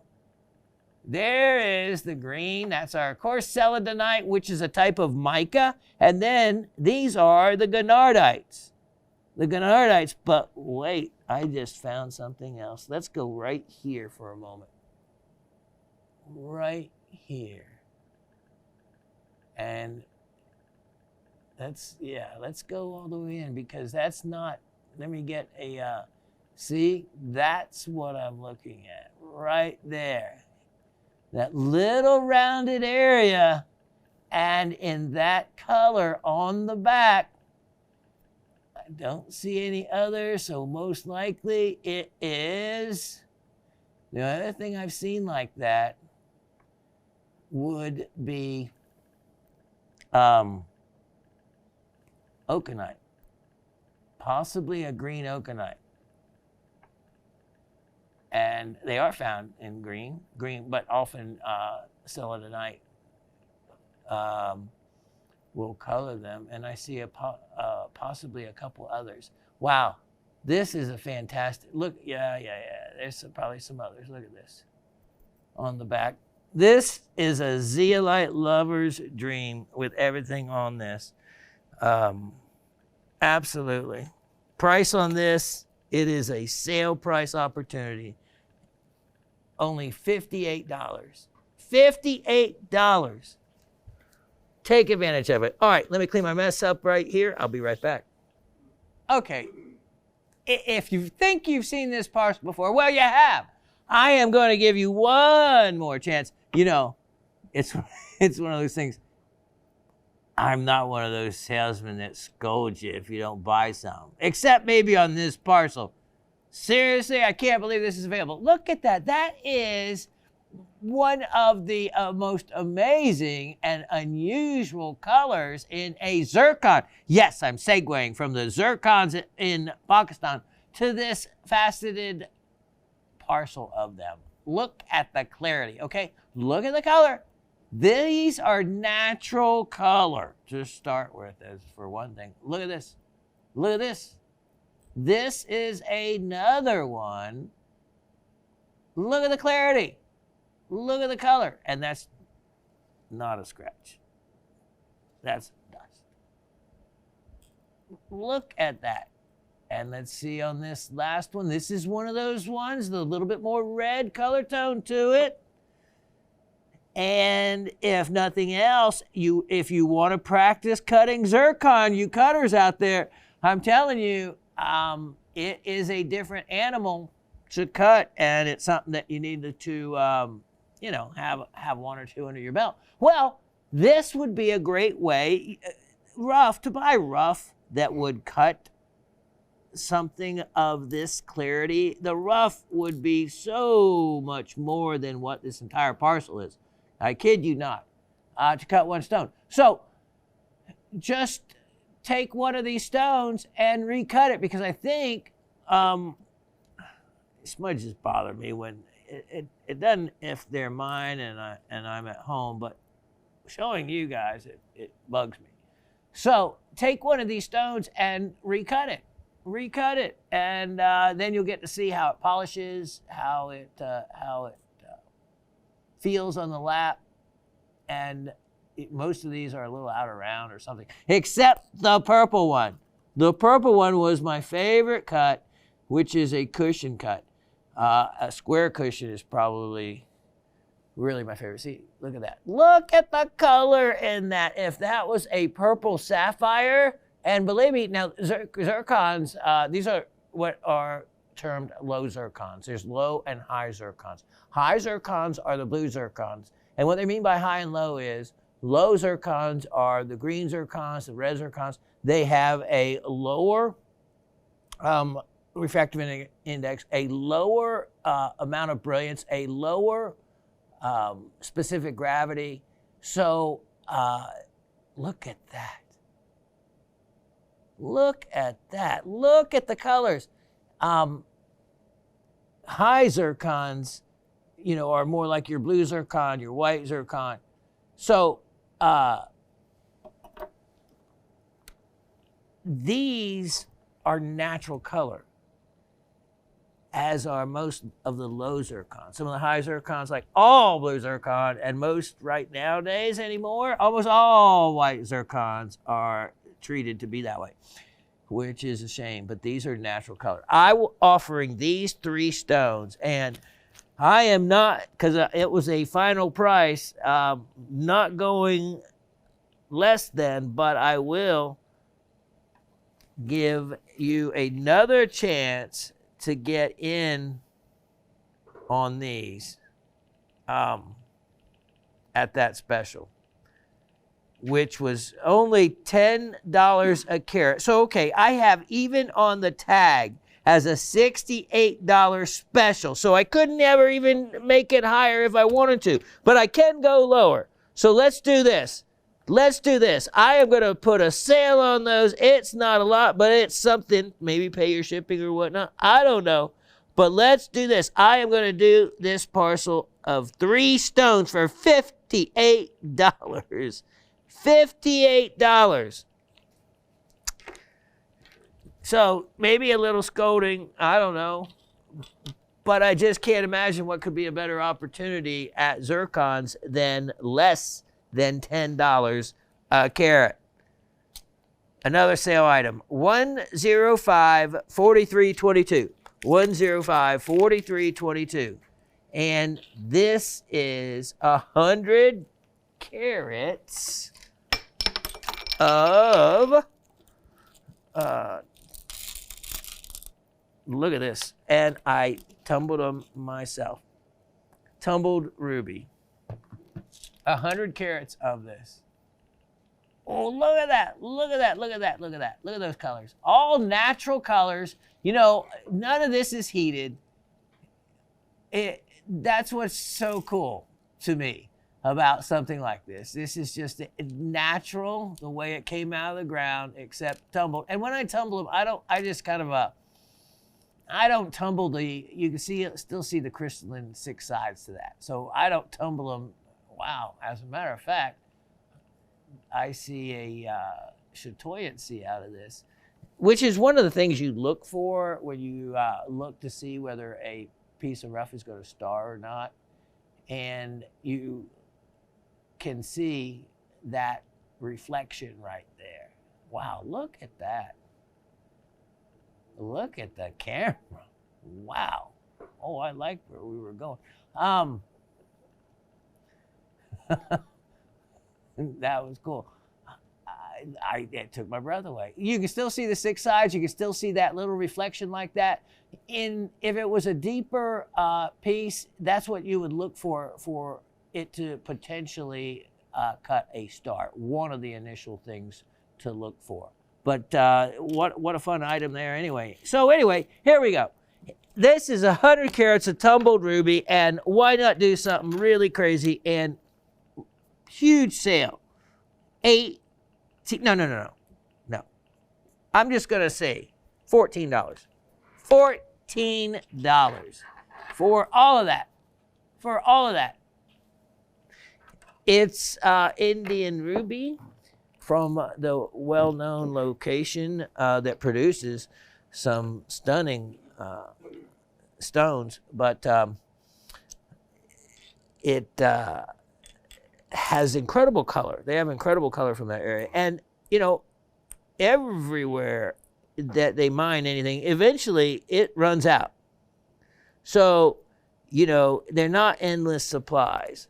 And unfortunately, I'll probably end up selling all my stuff like this. It'll run out. Prices will skyrocket, which prices are, you know, that's just it. Prices and availability, you know, there's a supply line, you know, problem across so many industries. And mining and the cost of fuel, you know how much it costs to run a diesel, whether it's a tractor or anything for a day? It's crazy. So, you know, there's going to be issues that are going to drive prices up across the board, and including something as simple as tumbled rubies or rubies untumbled, but not here at the house of too many rocks. That's our house. But in our world, you can't have too many. You just have to know, though, when to share what you have with others. And that's what we're doing. All right, $14, crazy price. Let me show you. And, you know, still kind of sticking with, you know, the theme here, 104 9822, which was zircons and a bit of feldspar. Well, here we have a great collection piece from a rare locality. You can see reflections there. That is a sign, look at that, of moonstone or feldspar. It has that look. And what you're seeing are feldspar crystals. And then, boom, look at this. The North Carolina zircons. Oh yeah, segueing still to another zircon. And as we come in close, okay, so zircons, if you know the shape of them, you'll know that they are square with a pyramidal, or that's one of the forms, pyramid termination. You see the side? All 4 sides. So now, knowing that, you know that this crystal is not going to go that way into the stone. You know that the outer edge is just right there. that it's going to form a symmetrical square. So if you were and wanted to expose this crystal more, you just would grind back away from these surface edges, and it could reveal then all four sides to the termination of the crystal. Now, on the other end down here, most likely there's another termination. And I have seen these loose, and though they could be floaters in the pocket, more likely they have just been removed by grinding away the material around them to free them. That's just absolutely a great place for them to stop. It really gives you the whole idea of that it's in the matrix. Here's another one. And as we look at this one, let's see if, look at this. Okay, so both ends, and you can see where it was very delicately, the matrix has been removed back, and look at that, revealing, look at this small crystal here. Let me get my pointer so you don't have to look at my nails, which are never in great shape because of what I do. All right, so there's another small crystal, but look at this. Okay, remember what I said? Most likely the other end of that other one would be terminated and pointed the same. Here we go. This one, they have removed enough of the matrix away to reveal the entire crystal with the terminations at each end. How cool is that? That's great. And here's, so we have that one, the other little tiny one. We have feldspar crystals here.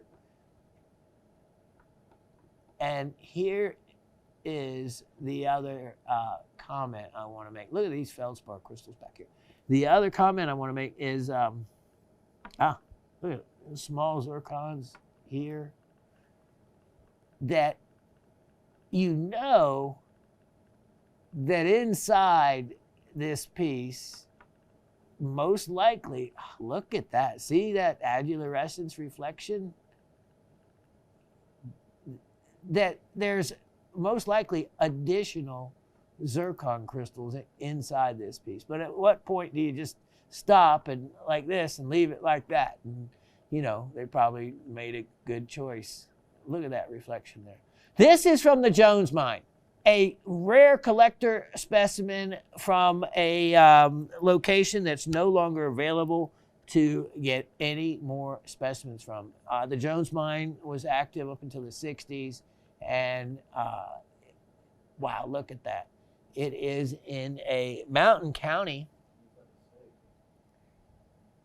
It does. A snake? Yeah.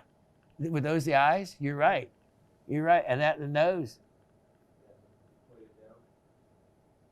You're right. It does look like a snake. Especially since we have 2 6-foot ones in our house. You're right. A hognose snake, actually. We love to look at rocks. It's like, look at the clouds. We see, and the longer we go, the more things we see in rocks. Yeah, the 3 a.m. show, by the end of those 6 hours in the middle of the night, we were seeing all kinds of things. We had a lot of fun. We had a lot of fun doing that show. I always do when I get to show the things I love and have grown up and doing my hobby the most. All right, here's a mystery item. Let me see. Oh, that would help. You know, to sell this for anything less is doing financial suicide because, you know, it's the mine's extinct. There's not going to be any more. I bought a flat of these, and the one I paid for the flat was ridiculously inexpensive, I thought. And for me to pass these on at this kind of price is, to me, silly as well. $44, and that's sale price. That is marked down sale price. And to mark it down to sell it less, then, I don't know. That makes sense. Because it's like, okay, you can go out to Tucson and say, okay, I want to find a zircon from Jones mine. No, you're not going to find one. You can probably sell them one one that you got from me for, you know, when I couldn't imagine someone that dealt in that kind of mineral, why they wouldn't give you a lot more than that. But you're doing me a favor. We have some rocks we need to sell, and as much as I hate to do it, I am sharing them with you all, and that's why it's nice to know where some of these beauties are going. Let me show you this next treasure. It is 104-3321. 104-3321, and this is one of those pieces. Well, I think I'll do it. The color. It is one of my favorite minerals due to the color. And that color is just so intense. And there's nothing else like it. Dioptase. This is a Congo specimen. And I even know the mine, the Tantara mine. Oh, look at that. Let's go. What is that? What is that crystal? What, right there. Is that a bigger crystal? The end of one?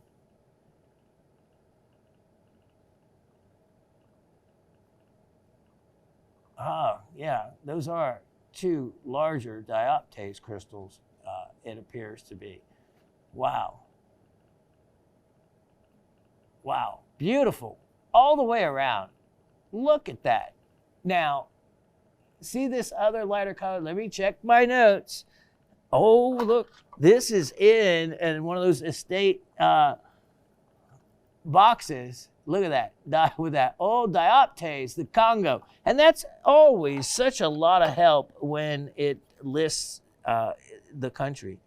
I do have additional information. The limonite and pyroleucite. So we have limonite and pyroleucite involved. The pyroleucite you already learned about from last weekend. Remember? Pyroleucite's going to be the darker. Limonite's going to be the more red material due to the iron. Pyroleucite, of course, manganese. So we're talking about more a black color tone to it. You have dioptase, which is a copper mineral. And what a great specimen. All right. I'll put it on sale. I'll put it on a final opportunity sale. Dioptase copper silicate. So it's a simple formula. Here we go. $28. $28 with a final price on that one. Indeed. That's for the rubies. All right. Look at that. Okay, now, let me come over here and see what I've got. I've got a goodie here. And, okay, showed you emeralds. Let me show you 104-8222. And look at this. What a color. Look at that. What nature can't do any better than that. Look at those colors. Ah. You know, if people really realized just how rich the mineralization is that comes out of Pakistan, it'd be, it's mind-blowing. And then the rare earth minerals as well. You know, I had an opportunity, and I'm probably kicking myself, but I could have bought this large parcel of bastnasite, and I should have gotten it, but it was just, I just didn't at the time. And some of it was facet grade material. I could have gotten my money back. But anyway, that's another story. One that was missed out. Beautiful bastnasite, rare mineral. And anyway, look at that. Look at that ruby. How cool is that? Yeah, we were talking about rubies. We were talking about rubies from India, which is just south. Pakistan actually bordering India. Look at that. Totally different color. Natural color. This is with pargasite. Look at, you can see the pargasite. Look at the green pargasite. And then what is that little bright shiny material? that has to be something interesting. We have phlogopite mica and pyrite in marble. Phlogopite mica, which you can see right there, and then look at that pyrite gleaming out of there. Look at all the pargasite. Look at, there's another ruby. Look at all the little pyrites in a ruby, and look at all that fun stuff. And the marble, you can see the marble crystallized, which is crystallized limestone. And wow, wow. You would have to add that to your collection if you did not have a ruby from Pakistan. I'm telling you. Here is your chance at a lifetime at a sale-priced item. I cannot believe I'm doing this. But that's another one on sale. I said I was going to do some on sale. Here we go, $38. Only $38 on that one. As the clock ticks. Let me see what I have here. Okay. Now, let me show you. Here is item number 1055422. 1055422. And we're talking about in its original old perky box. Look at this. And it doesn't matter how they look or the label looks. Keep them. They travel with them. You need to keep up with the labels and make sure you always save them. And even my modern label that goes with it, that is all going to be part of the provenance of a mineral specimen. So here it is, azurite and malachite, Sumed. Here we go, Southwest Africa. That, when you look up and do your geographical history, you would know that Southwest Africa was the name given to Namibia prior to 1990. So that you know that this specimen was mined prior to then. And anymore, that's decades ago. Look at this. Look at this. Azurite and malachite duftite, which is a lead carbonate. It was named after Gustav Duft, the general manager of the Sumed mine. This has also possible beldonite, which is a lead copper arsenate, botryoidal formation. It has cerussite, which is a lead carbonate, and dolomite, which is the rust color material. And so you see some of the, okay, here, that lighter green color, see that? That is the, if you look under high magnification, you'll see little botryoidal formations of that. Look at how large these azurites are. And look at this. As you can see, the crystals, and then the material that seems to have formed over them. It really makes me wonder. Look at that. Look at that lighter green color. So I've did a lot of homework to get that much information for you, because I think it's beldonite, which is a lead copper arsenate, which is really neat rarity to have. Cerussite, here we go. Your cerussite is usually, but not always, can be into the lighter colors. Look at that. Look at that blue. And that's why azurite and malachite were used thousands of years ago for pigments, for dyes, for paints, for cosmetics, to the Egyptians and others. Wow, that is stunning.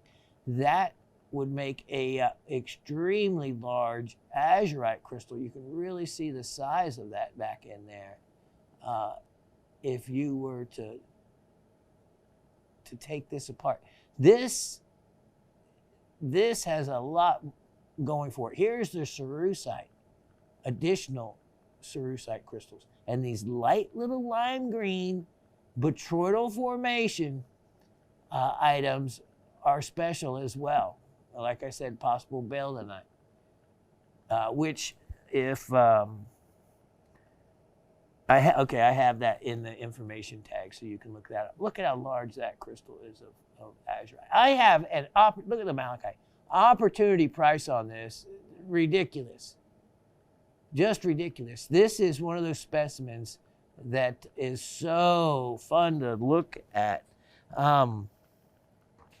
You have pseudomorph malachite too, and there's a lot of weight to this. So look at all these little pockets. Look at the azurite crystal back in that pocket, and that little beldonite crystal. And that's why when all you need is a 10 power loop. And once you start just looking at this with the loop, you don't stop, because in every view you look at it, there's a marvel to see. Look at that. Look at that cerussite. So cerussite being a lead ore, that could be part of where it's getting its weight. So lots of goodies here and a price. I am going to sale price this. Make it ridiculous. Mark it way down to only $48. $48 for an estate piece like that. Wow. Let me mark the other. If you'll mark those other tags the same, that would be great. So I just know just how crazy of a deal I came down to on that. All right, now let's see how much should we. Only have a moment. Let's get in one. Oh man, so much else to show. A last item. Last item. Well, I tell you, no. Okay.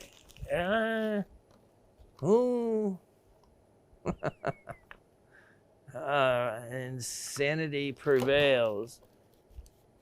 The aragonite. I can't believe you guys on this aragonite. Okay, I don't know. If you didn't want the aragonite, I can't help you there. And the sphalerite, how could you not want that? Okay, here, you know what? I'm going to do it. I'm going to do one last chance. You have that dish for the opal? No, that right there at the end. That. Okay, here we go. Item number 1048422. 1048422. And since I showed that opal parcel earlier, this is one, like I said, that opal parcel earlier, same thing. If no one takes it this time, that one's going back home. That crazy piece. Okay, so I'm going to tuck this way. All right, look at what I am bringing out now, and this is going to be a last chance. And this is, yeah, you've seen it before, of course you have. I am going to sale price it, and then after that, I'm going to keep it.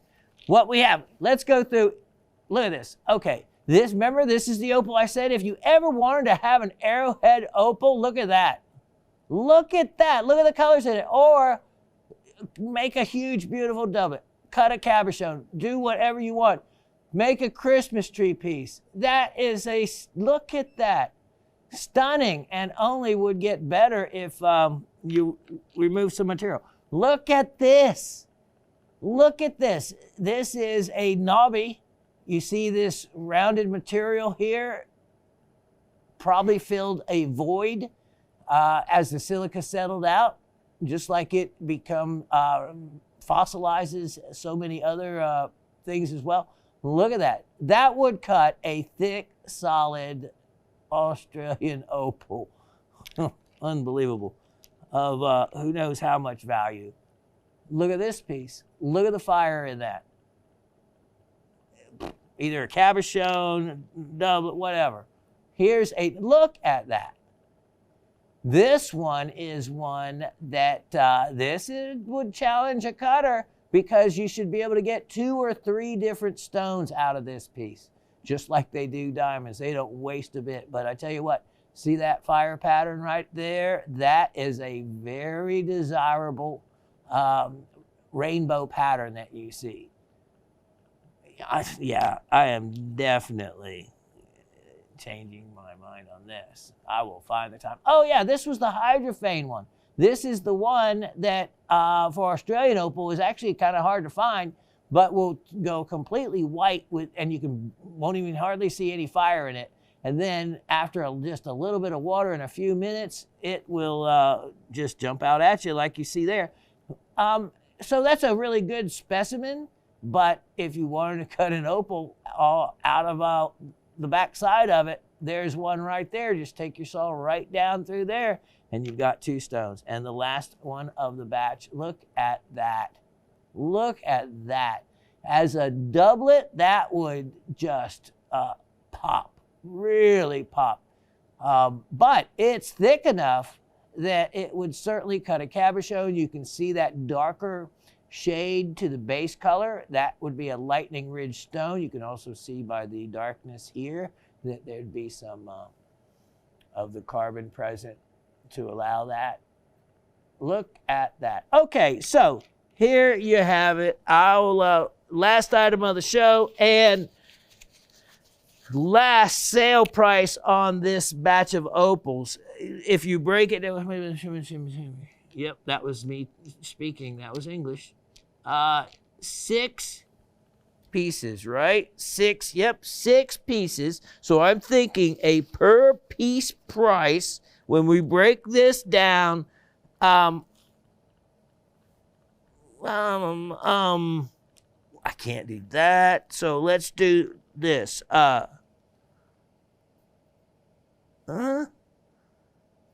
Okay. $168. $168.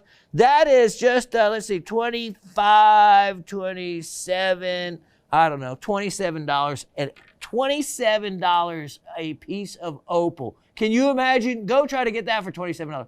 Get that. Australian opal. You couldn't buy Ethiopian opal for near that, let alone Australian opal. There you go. All right, that's the last item of the show. We'll be right back with trivia. Okay, so always run out of time, but never run out of passion. And that includes, we're doing something different. So let me take my time up with telling you the trivia game we're doing today. I have, so first let me talk to you about a little history, and that's what you get here at Gem Shopping, is you get the full shebang. You get how a diamond is cut from the dirt to the ring, the whole works. And in today's episode, as part of the trivia, you're actually going to get a chance to win a diamond from the Georgian period.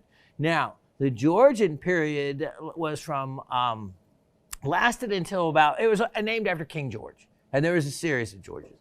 And so it was from 1714 on to 1830 or so. And the history of diamonds go way back.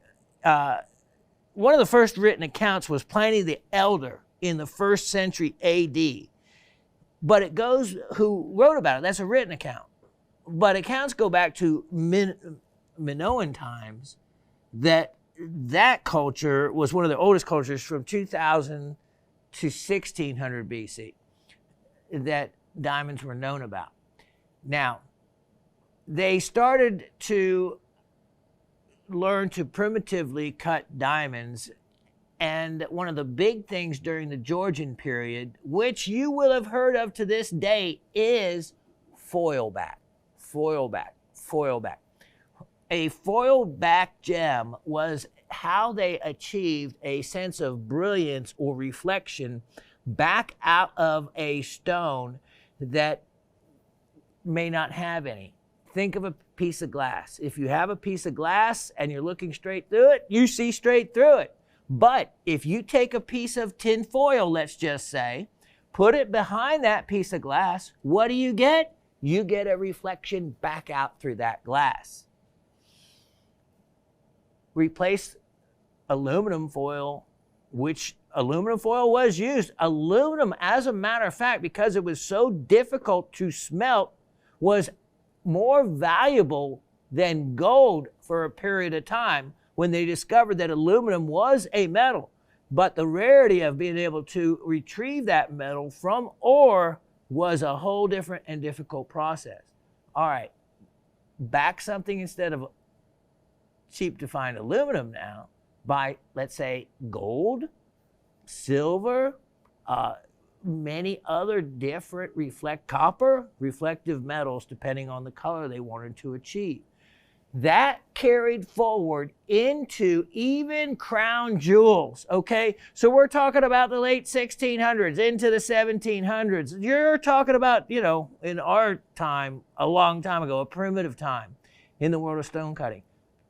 The best way, they didn't know anything about geometry and the best angles to cut a diamond, etc. So they would make some primitive facets on the top and whatever they may do below, but then they would back them with metal, which even diamonds, to give you that reflection back. Because even as amazing dispersion that diamond has, it only has it because of man's ability to cut it at the correct angle so that light enters in through the crown angles, hits the one side of the bottom, the pavilion, which then causes it to bounce across back to the other side of the pavilion, and then from there shooting back out through the crown.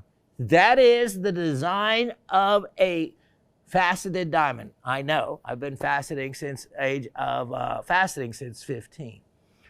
That is the whole concept of bringing the light out. And there's such a thing as critical angle.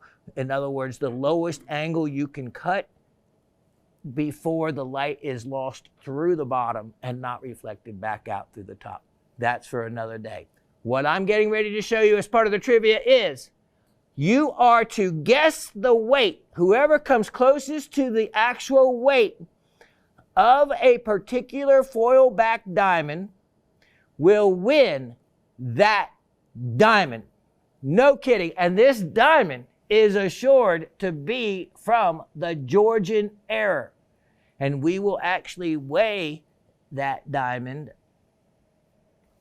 live before everybody next week when we finish and see who picks the closest weight. If there are a number of you that get the same weight, we'll draw the out of the hat to pick the winner from there.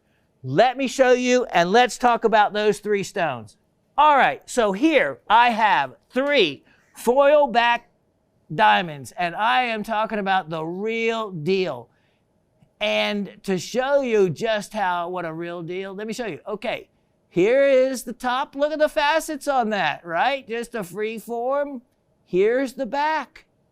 Look at the metal. See, that's just metal. That is just metal that has been formed around the shape of the diamond. What happened over time is dirt and water would get between the diamond and the metal and create a fog. It was not a great system, but it's the best they had at the time. And, you know, you could never clean it. So it was almost a yearly thing. Women, of course, at the time, if you had diamonds, you were wealthy. About every year would have to have their stones refoiled, gone in, and that whatever metal was used, because dirt and other elements would get between the two and not dry out or form a film. So it was a maintenance thing that had to be done. Here's another one of them. And here is the one on the end, is the one you're to guess the weight of. And let me show you the relative size to my finger. And to give you an idea, 4 millimeters in a round diamond is a 1/4 carat. In a modern cut round brilliant diamond, 4 millimeters is the diameter of what a 1/4 carat diamond would be. Now, I am not saying that to give you any kind of hints or clues, because you can see how thinly cut the, well, wasn't called the crown then, but the top of the stone is in this piece. But you can see the reflection, and you can see that it is a champagne type look, but what is the actual color? We don't know the color of the metal backing it. The metal may have oxidized. What is the starting color of the diamond? But back in the, this is prior to 1830, so think about that. Think about the age, think about, you know, and going back, most likely this is in the 1700s, done in the 1700s. So to them, this was high society. This was a sign of wealth to be able to have such a thing as a diamond like that. All right, whoever gets closest, these are 3 very close to the same size. But they were all 3 I removed a number of years ago from a piece of very old jewelry that was no longer usable or repairable in any way, shape, or form. So I took it apart and I saved these. And I'm willing, because they are truly things that could belong in a art museum, in a gem or mineral museum, in a jewelry museum. For reference, there's just not too many around anymore like this. But so I saved them. And I am willing to give one away, that one away, to whoever gets closest to the weight of the diamond, not the weight with the metal, because I'm going to be able to take that diamond out right before your very eyes, and we're going to weigh it.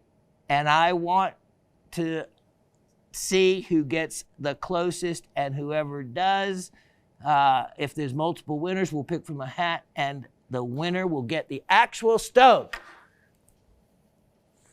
Now that is a trivia question. That is something that you will not see in any other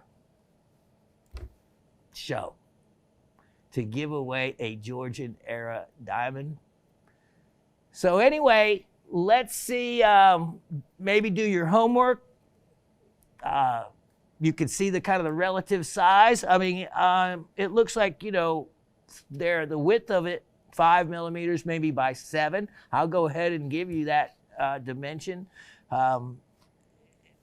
just as a little hint right there. So when I say 4 millimeters in an, you know, average round brilliant cut is a 1/4 carat diamond. 5 millimeters is a 1/2 carat. Remember the emerald at 4.7 millimeters weighed 50,